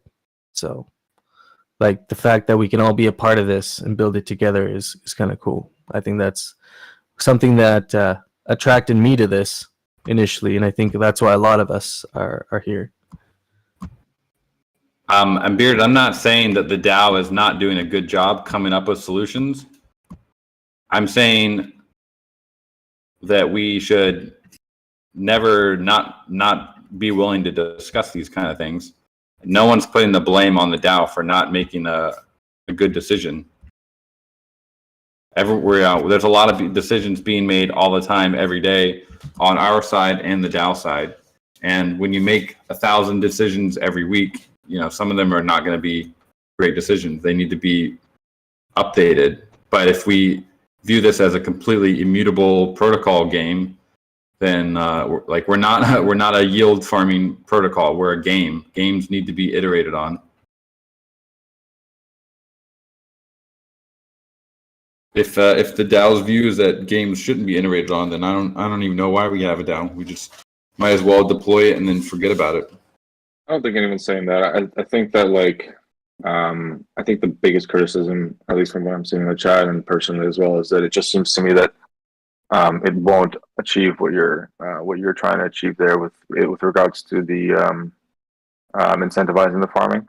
Like it will make a massive nerf, and it won't incentivize farming, like in my opinion. And that's what it seems like Yannick is saying, and other people who have large investments here.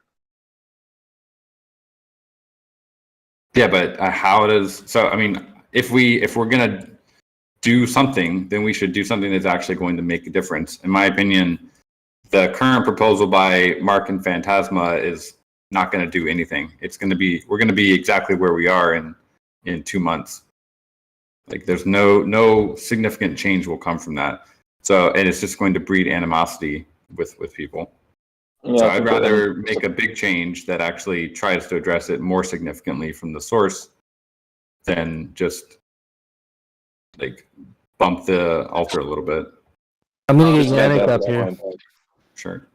Yeah, just a Phantasma's point. It was kind of like the main concept behind the proposal itself was just to kind of basically buy some time. So, I mean, that was kind of like it to have some minor effect, but for a few months here and there, just to give you guys more time to build out some more gameplay aspects. Yeah, honestly, I mean, at least from my point of view, the idea was that I was perceiving the coming change because Pixelcraft felt that we have an oversupply of Alchemica because people weren't building.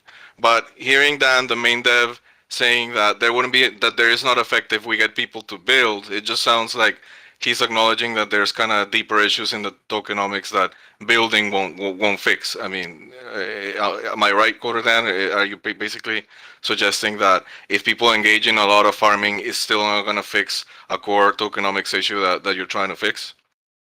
The issue that we're kind of reverting in this patch would be there's too much Alchemica being generated from the UBI at this point, which is, in my opinion, depressing the farming economy. People don't want to invest in a longer-term yield of the farmer equipment because they know that there's going to be a ton of supply coming on from the UBI side that's just going to devalue their farming equipment.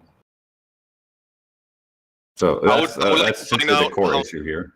I would like to find out how many current farmers accounted for the Gotchi channeling in their numbers, because truthfully, at least I did. My spreadsheet, with my 1 level 9 is considering 24 high kinship Gotchis.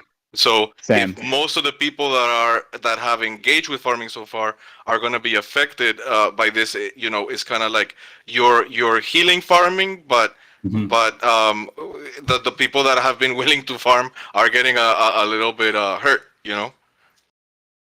I feel like from a protocol perspective, it's so irresponsible of you guys to just come into this and say, well, the problem here is supply, right? The problem's not demand at all. The problem is clearly supply, and all we have to do is reduce emissions, and that'll fix everything. The problem is demand.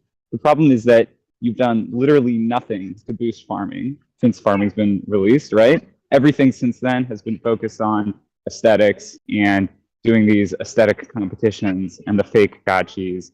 All the focus has been on that, and there's literally been nothing done to boost the farming. You guys are sitting on millions of dollars worth of gameplay rewards that came from people who bought land over a year ago, and basically nothing's been done with it at that point. And you guys are going to come in here and say, oh, the problem is that there's too much supply being given to people who invested in this, gotchi Bible that was presented by you guys. UBI and channeling was your idea. And now you're going to come in and say, well, the problem is clearly this channeling, so we're just going to rug it from everybody. I mean, that's at the end of the day, that's what all these arguments are boiling down to, right? Supply is too high from channeling. We're not going to do anything to boost demand at this point. So, so we'll just wreck. No, that's why we are saying we want to do some stimmies for farming at this point. Well, let's try that first. Let's see what effect that has. Yeah, but if we try to do that now, there's so much supply coming on from the channeling that we're going against the grain at that point, trying to do that.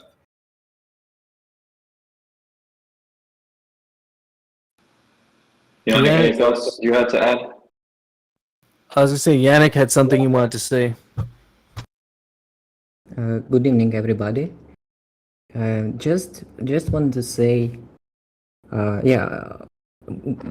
times are difficult now, and we have these over-exaggerations like nuclear wars, alchemical change, and this is just one of those over-exaggerations because like everything is going perfectly. I don't know what is the problem. Like, sure, like market dynamics are a bit different than your release features compared to release features from the Gotchiverse, but our dynamics are great. Like game is with each release it's greater and greater, and it's more playable, and it's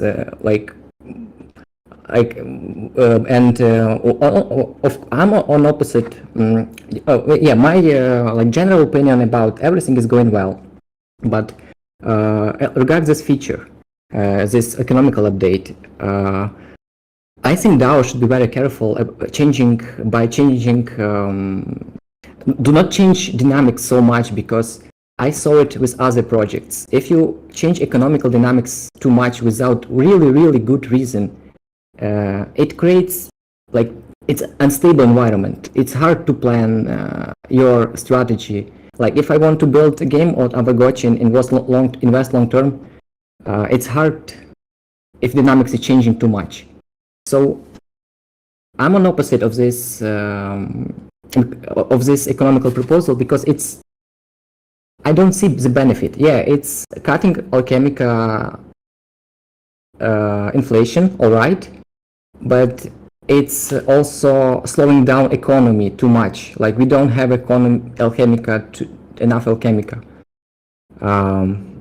You're totally right that it is not profitable to invest in land right now, but there are some lands which are actually becoming with good rules, right? Lands with good rules are actually profitable to build on. So, and I don't see any problem. I think only question I have is like, do you worry about burning rate? Like, is like what burning rate we are right now? Is it information public, or can you disclose this information? Burn rate, you mean on Pixelcraft side? Yes. Or yes. What burn rate? How long we can build this game without changing anything? I mean, if on the fiat side, obviously we did do the token swap with the DAO, so that helped a lot. If we were never to sell any Ghost, I think we'd probably be in trouble within a year or so. If we do try and sell some Ghosts to support the roadmap, then probably would be fine for a while. Like we're not really worried about the burn rate too much. Yeah, this is very a little. In 1 year in crypto, it's like 10 years in regular life. Yeah. Like, so I see no problem here. Just continue build. But yeah, I'm an opposite of this economical because it's have no clear value. It just changes numbers. Mm-hmm. Yeah, I mean, if we want to do absolutely nothing, I think that's also fine as a community. My proposal is if we're going to do something, we should do something and do it on a larger scale, I have a proposal. Not just these like small changes. I have a proposal. So as a guild, we play few this kind of games, and I have a like library of knowledge from other RPGs and what working for other games. It seems like when you have like some big competition, like say me versus Birdit, like we have Gotchi World versus Ordin GG. And yeah, we invest our capital and time into armies and guilds, and we create this lore, PvP lore, like competition. And when you have this competition, big competition, there are a lot of smaller guilds are joining. Also, they also want to be a part of big war. That's my sentiment. What is working for other like similar games, and what my proposal would be to actually, well, we have like PvP, some PvP mechanics coming next few months, or like let's do some guild stuff. Let's invest into guilds. That's what's work for other games, for similar games. Like people seems to be attractive to this kind of like. Yeah, it's interesting, right? You can create your own guild. You can like have some glory. It all based on real assets. It's very real. So why not? Like my proposal would be to invest into this. Like create some some PvP.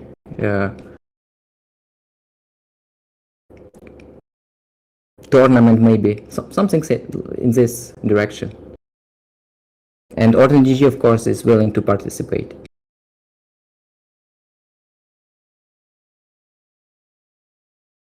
I mean, I'm not against that. I'm just, it takes a little bit of time. We're almost done with the base combat stuff that we've been working on, and we still need to implement traits in a way that is tested with the community together.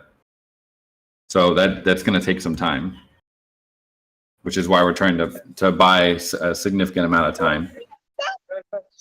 Like, what does that mean? You guys have been saying, for a while now, oh, it's right around the corner, it's next on the roadmap. Like, what does that mean? Like, when is PvP gameplay going to be here? It's like 3 months, 6 months, a year? I've said a couple times, but I'll say it publicly again. If we don't have any sort of PvP deployed this year, I will be surprised, because we're already working on it, and a lot of the groundwork has been laid for it. We're literally working on a promo trailer for it. I can leak that, but I can't give you guys like a set date on when it's going to come out, because we need to test it with the community as well and make sure that you guys are happy with how the traits are implemented, because we don't want to go back and change them, because that would really screw things up. Like that's going to be a once we've kind of confirmed that those traits are there, it will be even very significant change to try and patch them later on a macro scale. Like there might be small tweaks with numbers, but it will be difficult to change later. When you say this year, you mean by December 31st, 2022, you would be surprised if we didn't have PvP gameplay? I will be surprised if we don't have some form of PvP that is. So I can't promise that it's going to be on mainnet, but we'll have something that we can be demoing and testing and playing as a community. And if things go smoothly, it could be on mainnet. but I definitely think we'll have something playable for you guys within this year. But is it going to be on mainnet or not? Is there going to be real Alchemica involved in terms of being dropped in the Gotchiverse? Like, that's much harder to say. I'm sure there'll be times along, there'll be probably times along the path where we can have some experiences in the Gotchiverse like we had yesterday. That was really fun. We want to do more of those, and we definitely will do more of those. And the next step with that would be let's see what happens when we add in 1 or 2 traits like HP regen or movement. I just brought Nine Kong on stage. Welcome, GM sir. Hey. Sam. Yeah, I just want to echo what Dan just mentioned. He's obviously he and Jesse both have their finger on the pulse of this community. I've largely been like heads down in my man cave creating assets and designs and things, but Dan's been very much a proponent of getting PvP groundwork laid a long time ago, and he and Let's Go Bankless worked really hard to build, like you said, a foundation for it, which will finally realize all these gotchi traits and wearables and give meaning to them in the game experience. So to his point, and also yours, Bearded, about when, by the end of the year, what he's saying makes sense to be able to release the community certainly more tests, but probably a more significant test that ties directly into PvP by the end of the year. That, to me, makes sense as an experienced game developer, as a target. And like he said, whether that's going to be real Alchemica or not, I don't know about that. But it will be clear to the community the progress that's being made on its development, which should assuage some concerns people have. Because if some people feel, or a lot of people feel, that it's been mentioned that it's right around the corner, I do believe that he's right. It is by the end of the year. We're in a state now, by building the team that we've been building and laying the groundwork, that a lot of pieces will be coming together more quickly. And I think this month is perfect evidence of that. We had a huge art release, and then literally a week later, we had this Halloween release. And the Halloween release was not planned, although the combat stuff is being worked on. But this was a big scramble for the team to try to release to the public something that was fun for the Halloween season, but also gave more of a taste, as Dan mentioned, of some of the combat to come. It's just a taste, but by the team being able to accomplish what it did with this art release, which is just huge, and being able to tack on this Halloween release, I think that should hopefully instill more confidence, both in believing that around the corner means around the corner, but also be able to feel a little bit more what this game experience is. And I think the community does. But I just wanted to offer my support, both as a member of this team, also supporting Dan, but also supporting the community, which is the whole point of all of this, to have people have fun and to have a DAO discussion like this. This is actually my first DAO discussion that I participated in, and I'm glad I joined because I think this is a very important topic. Anyway, so those are my 2 cents. Just wanted to weigh in. Yeah, thanks. It's just to emphasize, the development speed has increased. We've gotten the infra done. Back end, a lot of that back end stuff where we have like 30 servers running at the same time, pretty much all hooked up to the Kubernetes now and is auto scaling. So we're focusing a lot more on the feature work now.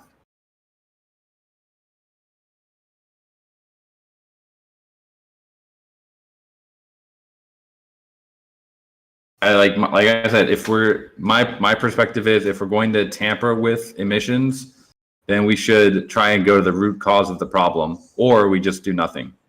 I would I'm totally open to that if we're just gonna let it go as it goes. But if we want to start making changes to the tokenomics at this point as a DAO, we should just focus on something that's actually going to have deliverable results and not just like a small change.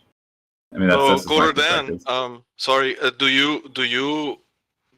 you think then that we don't have a glaring issue where, and you can see this, people, I mean, we have a farming game, right? But going level 9 and all that, as currently is like a gimmick compared to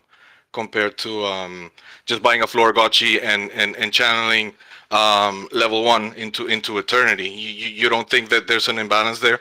Because my concern is that you say, well, like you seem to prefer going your way or doing nothing, and on my end that sounds like completely ignoring something that beyond, like I think my proposal actually is a fix of a game of a misdesign, because basically, remember, we adjusted a lot of numbers for harvesters, and that's basically had an unintended consequence in the altar paradigm. So I think that my suggestion has also been glazed over as, oh, we're just trying to uplift the market with a tiny measure, and I counter that it's a rather important fix that makes at least for people that are looking into numbers and stuff, you're really changing the value proposition from I'm just gonna get more Aavegotchis, and I think, you know, I can't prove this, but if you look at high BRS and a lot of stuff just keeps coalescing to the floor, so then we're in a bear, and then everything just gets appraised around floor, and then people need quick liquidity when they're about to get liquidity in Aave, so then they sell at the newer floor, and I think we have a value trap there, and it's not about trying to manipulate Alchemica with a little tiny makeshift change. No, it's I think we have a error or issue in our numbers to be addressed and fixed in level 1 through 3. Because I mean, for instance, just on my case, right? I have over 200 gotchis. I only have one level 9 and 24 gotchis getting channeled there. Most of my gotchis are actually getting channeled level 3, and I'm suggesting to nerf myself in there. But I'm suggesting it because I personally rather get nerfed now, still get some Alchemica, and have hopeful farming, like actually feeling an incremental result to actually engaging in the farming game, versus saying, you know what, I want to farm more. Here you go. And I'll be honest, that's what I've been doing. I've been buying more Aavegotchis because upgrading and farming parcels just doesn't make as much sense. So I think my proposal is not some desperate and weak attempt at addressing Alchemica. It's a fix on an issue we have with altar levels 1 through 3 mostly. Yeah, I mean, the thing that I like about Mark and Phantasma's proposal is that it actually encourages people to upgrade existing altars, whereas Dan's proposal just gets rid of channeling entirely and then incentivizes people to refund their altars and probably just dump that Alchemica. So, you know, if we want to try something for a few months, you know, why not try an incremental change that attempts to address both the supply and the demand side of things, instead of just saying, well, you know, let's just get rid of the whole thing. It just seems like this proposal is also, you're going from 50% to 90% and then 45 to 80. Like that's a pretty significant penalty for people that have already built out those altars. Like if I were in their shoes, I wouldn't really be very happy with this proposal, because it's essentially forcing me to, if I want to continue earning what I was, I would have to upgrade my altar. Whereas what I'm trying to do is say, you're talking about the channeling. You're talking about the channeling. The Mark and Phantasma proposal. But like, I mean, anybody can use. I mean, I'm obviously a little biased here, but anybody can use the land in the vault if all they want to do is channel. Like, if you're worried about just channeling your gotchi, there's tons of like level 5 alters that are not being used. And You could also So- refund levels 1 through 3 of alters since we're open to, you know. So why I are don't know. people? Why would? How does this proposal by Mark and Phantasma incentivize people to upgrade their altar if there's already plenty of altars out there for them to use? The vault takes a big percentage, or rather, a large percentage goes to. Well, Yeah. it sounds like landowner. it sounds like their research found that there were people who I guess are suboptimally channeling on level 1 altars, right? Yeah, I mean, his data didn't show per Gotchi, but it would be much. I mean, just looking at how much output is through levels 1 through 3,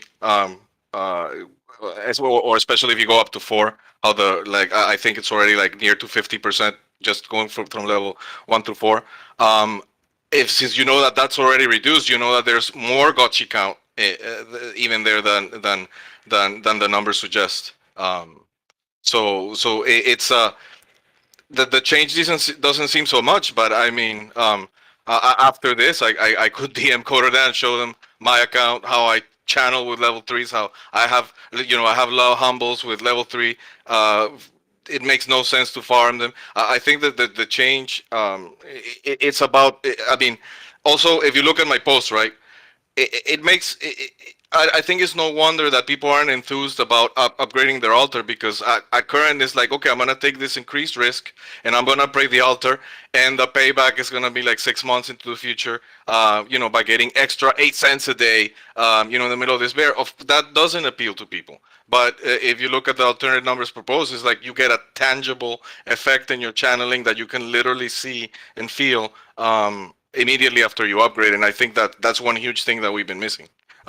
Giving people and another thing is I posted it here. I think here in DAO meeting, so much earlier I was having a back and forth with Hardcore of numbers that could be, what he was calling dogleg, to kind of be more lenient at the lower levels, but having more of a jump through levels, like a speedway of 10% increases from level 4, 5, 6. So I think it's just about, it's not trying to manipulate Alchemica in a certain way.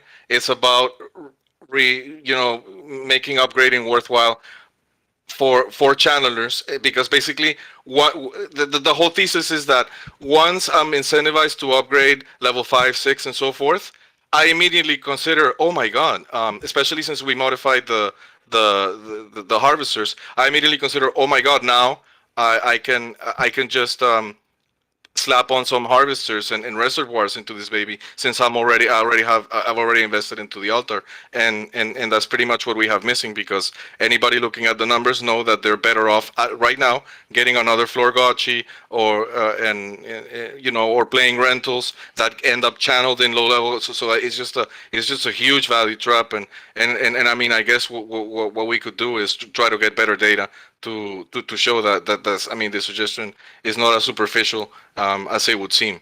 I think it's more of a slight nudge that is it can slowly snowball to the over time to the right change in attitudes from people looking possibly at upgrading, instead of looking to buy another floor accessory and growing from there. That seems to make sense to show some numbers, because guessing or anticipating without that data seems less wise than actually tracking projections. Yeah, that's fair, and a huge criticism was that it posted too soon. We've agreed and apologized, and I think, for instance, I can discuss with Mark so that he can get the numbers to more clearly show just how much is getting channeled there at those levels.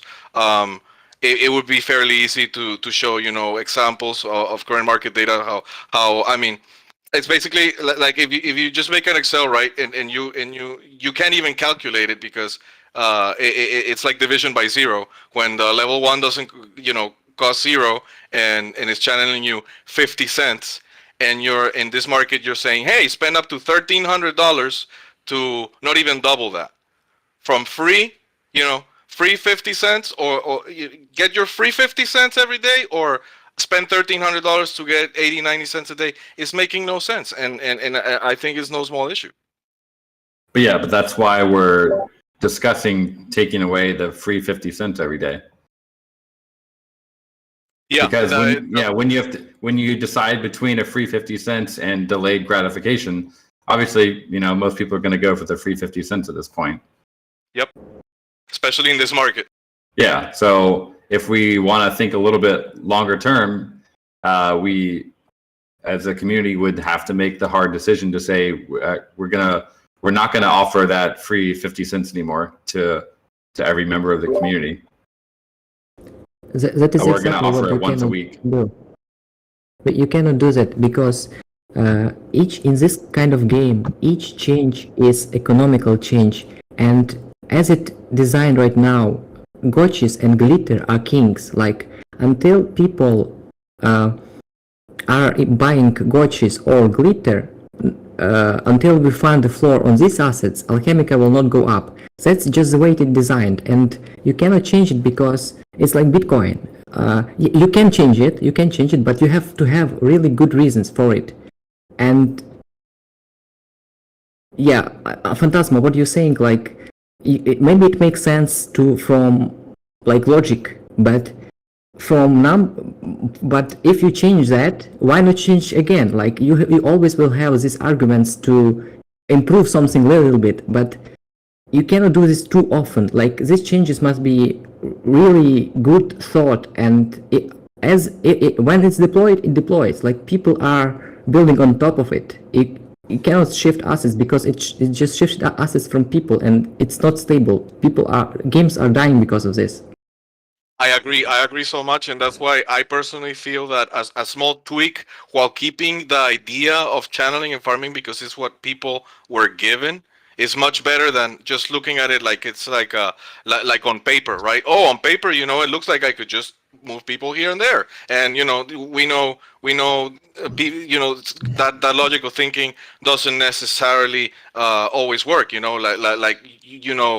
thought, oh, my troops should just go and conquer Russia, and it didn't happen that way. So it's the same way. I think it's too heavy to say, well, we have a clear issue with channeling, so just axe it, and people are not going to be farming. But when we do PvP, people are just going to PvP. Unfortunately, maybe that will work if it was just a game.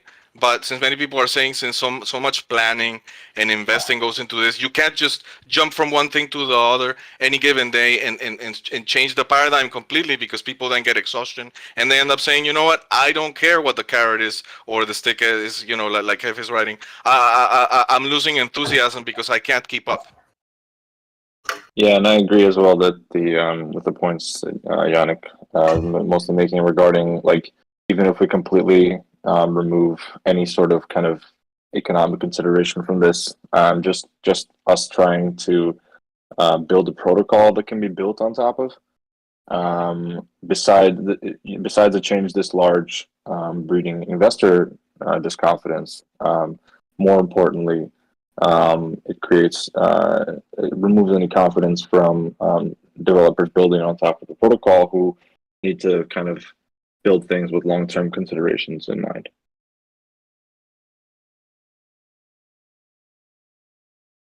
Yeah, I think there's been some really great conversation here. I just wanted to point out where we are at time in the meeting. I didn't want to say anything because the conversation's been really good, and I think people like No Future, hopefully we can cut some of this up and get that out there into bite-sized pieces so people can listen into this. I think this is a really healthy discussion to have. And we should follow up on this discussion, based on everything we've discussed here today, next week, and again, have some more formalized thoughts around how we want to approach this. And I totally agree with Yannick's sentiment that we should be really thoughtful about this, given that it's these are major economic decisions. So really appreciate everybody coming up here today on stage. Nobody was talking over each other. Everybody heard everyone's opinions.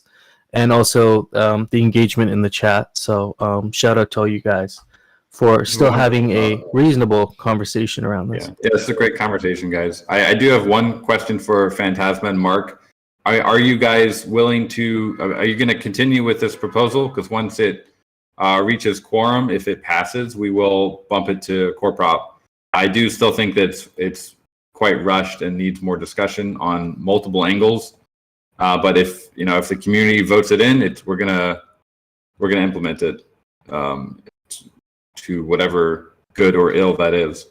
I know as much that Mark reached out to me to say that he couldn't make it here today, and his take is that he even prefers your option. He at least I think he's very transparent. He's a Alchemica Maxi, and he likes your option the best.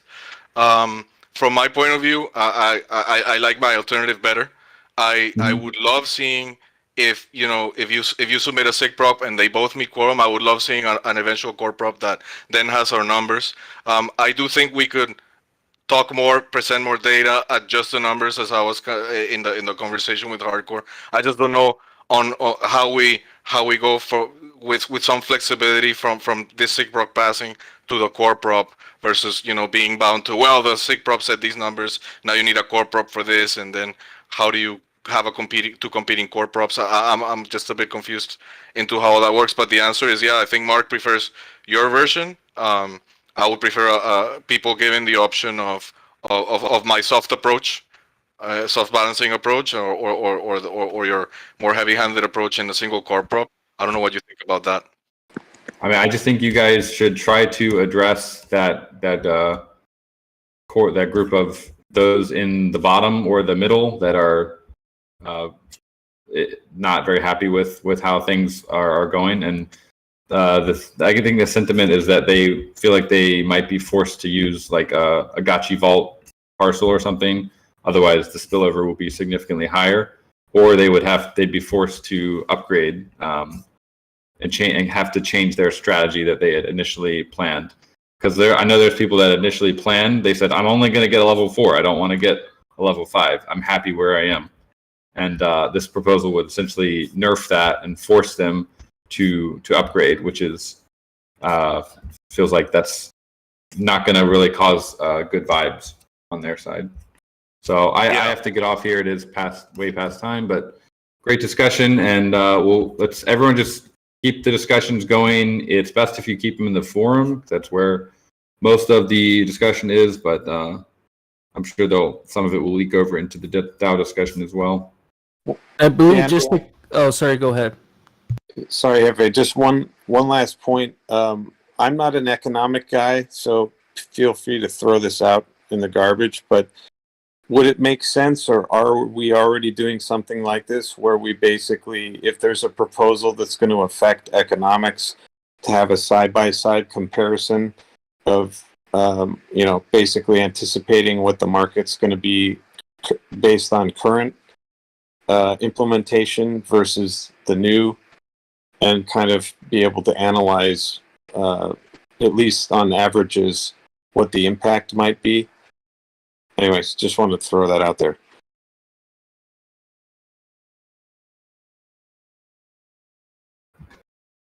Yeah, for instance, in this prop, I know that I made two tables, one showing what people currently get from channeling and what it would look like the other way, to illustrate how it's more of a bump at every step.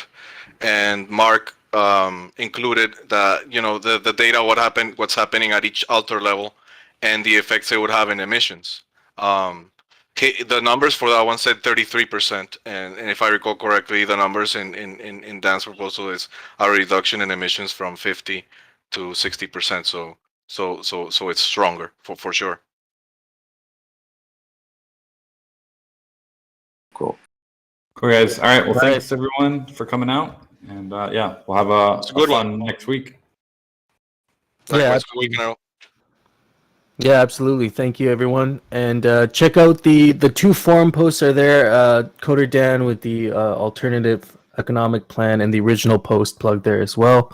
Those are in the Aavegotchi DAO Discord. So not the the Aavegotchi DAO forum, not the Discord. So there's that there. check out the bounty board. I will be posting. I'll be talking to some other people, Dr. Wagme and some of you others, who may want to have bounties implemented, and I'll get those up in addition to what I have up there.